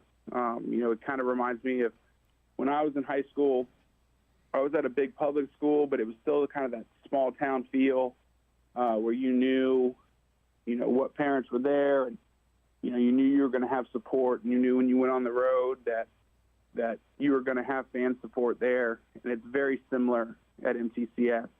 We know that no matter where we go, we're all the way down here in Florida, and the stadium was 50-50, right? So definitely the community, and just how much they care about trying to make the experience the best they can for the boys. It's a special place. Talking to Christian Peterson, head coach of the MTCS, and I guess for your family as well, doesn't it? These kids start with kindergarten, pre-K, all the way up to seniors in high school, and that makes that family feel. I know Eagleville is similar to that in terms of, you may have a kid, and one other thing is too, those parents of these kids you have now were probably parents or probably students at MTCS as well.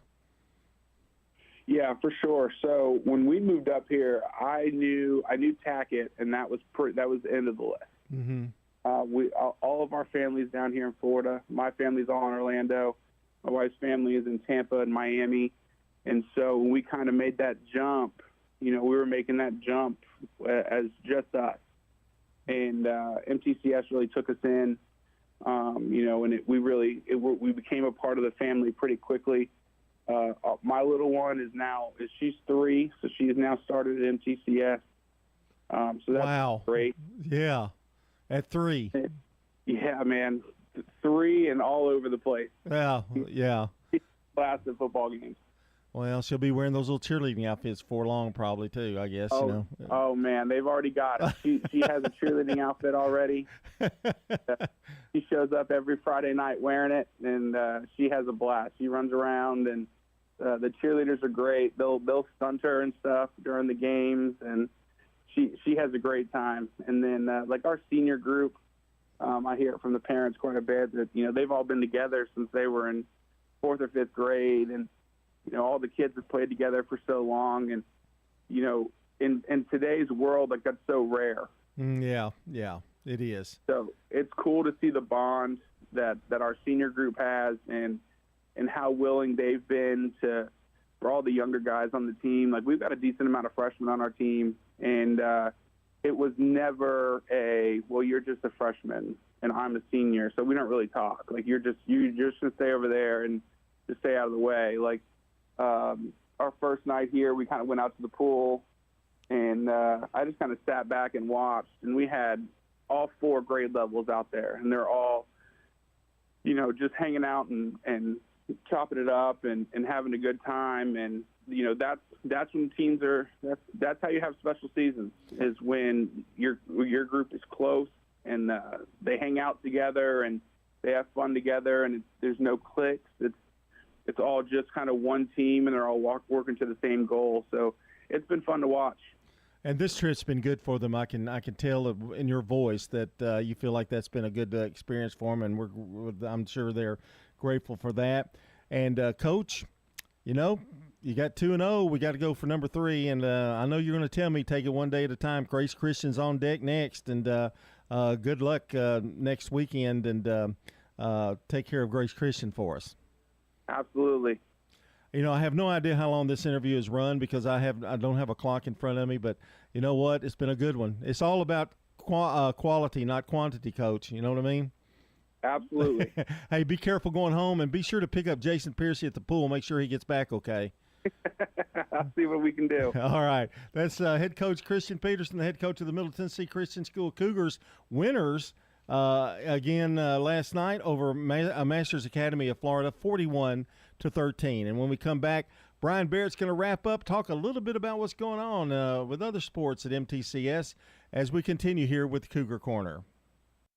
Middle Tennessee Christian School, training for eternity. The large majority of our kids are involved in athletics or extracurricular activities, one or the other, and most are doing multiple activities. MTCS President Matt Tiller. And that's a great preparation for life. How many of us in our life are just doing one thing? So a well-rounded student is a huge deal. Invest in your child's future in a Christ-centered environment with many athletic and extracurricular choices. Without a doubt, our students have the opportunity to be involved in multiple activities. To find out more, visit mtcscougars.org.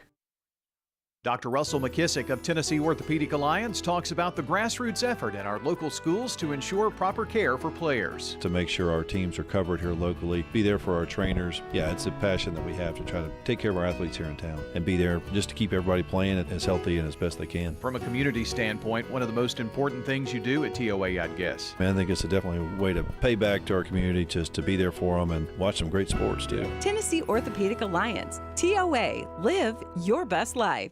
Middle Tennessee Christian School, training for eternity. People love to see us on the schedule when they have a home game because our fans show up. MTCS President Matt Tiller. The way we travel is just phenomenal. Our parents and our community are fully engaged in our school. When we compete, we're trying to do it in a way that honors God. We want to win. We also want to do it in a way that pleases Him. Providing Christian values and academic excellence in a nurturing environment. That's Middle Tennessee Christian School. Invest in the future of your child. Find out more at mtcscougars.org.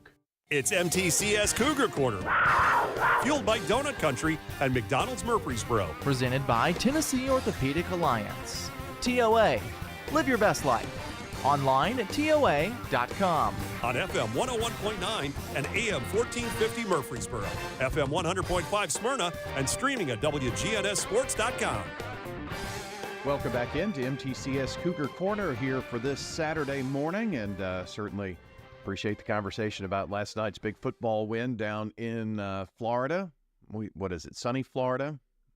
We had plenty of sunshine too, but I don't know if they had the heat quite like we did or not. But anyway, want to say congratulations to volleyball and soccer on some events that took place this week. It was kind of a tough week for soccer. Got shut out twice this week. It was a 6-0 win for Middle Tennessee Golden Eagles on Tuesday against MTCS. 2 goals in the first half, 4 in the second half for the Golden Eagles. Lindsey Wisnowski had 17 saves in that soccer match. And then on Thursday, they fall to University School of Nashville 8-0. Wisnowski ended the game with 20 saves in goal as USN scored 4 in each half. One more, don't mean to forget this one. On Monday, varsity soccer falling to Franklin Christian Academy 7-2. Now this, despite being out about 4 starters, they played very hard in the second half, got down 6-1 at halftime, but battled back to get a couple of, or at least a goal in the second. And Joanna Lafort had one of the goals, and Keaton Rye had the other. An assist from Savannah Harrell and Lindsay Wisnowski, 12 saves in that soccer contest. Now let's switch over to volleyball, and it was a pretty good week here for volleyball, and Coach Troy Bond's volleyball squad. 3-0 win on Monday over Columbia Academy Upper School. 8-1 after that win, and a 2-0 start in district play. 3-0 road victory over Columbia Academy. JV Cougars also continued their win streak with a 2-0 win at CA as well. Jada Burns with 16 kills, which is a career high for her. 1 dig, 1 assist, and a block. Haley Hudson, 28 assists, 3 kills, 6 digs, and an ace. Addison Burks with 15 digs, 3 aces, and an assist. Lily Watson with 11 kills, 2 digs, a block, and an assist. Anna Clay Shirley with 9 kills, 13 digs, and an ace. Bailey Culpepper with 9 assists, a kill, 2 digs, and a block. Maddie Box with 5 digs, 2 aces. Addison Sane, 2 kills, a dig, and a block. Maddie Moore, 2 kills. Jesse Pierce with, an ace and a dig. Riley Osborne with an ace and a dig for Miley Smith. Won the first 25-11, then 25-3, then 25-13 over Columbia Academy.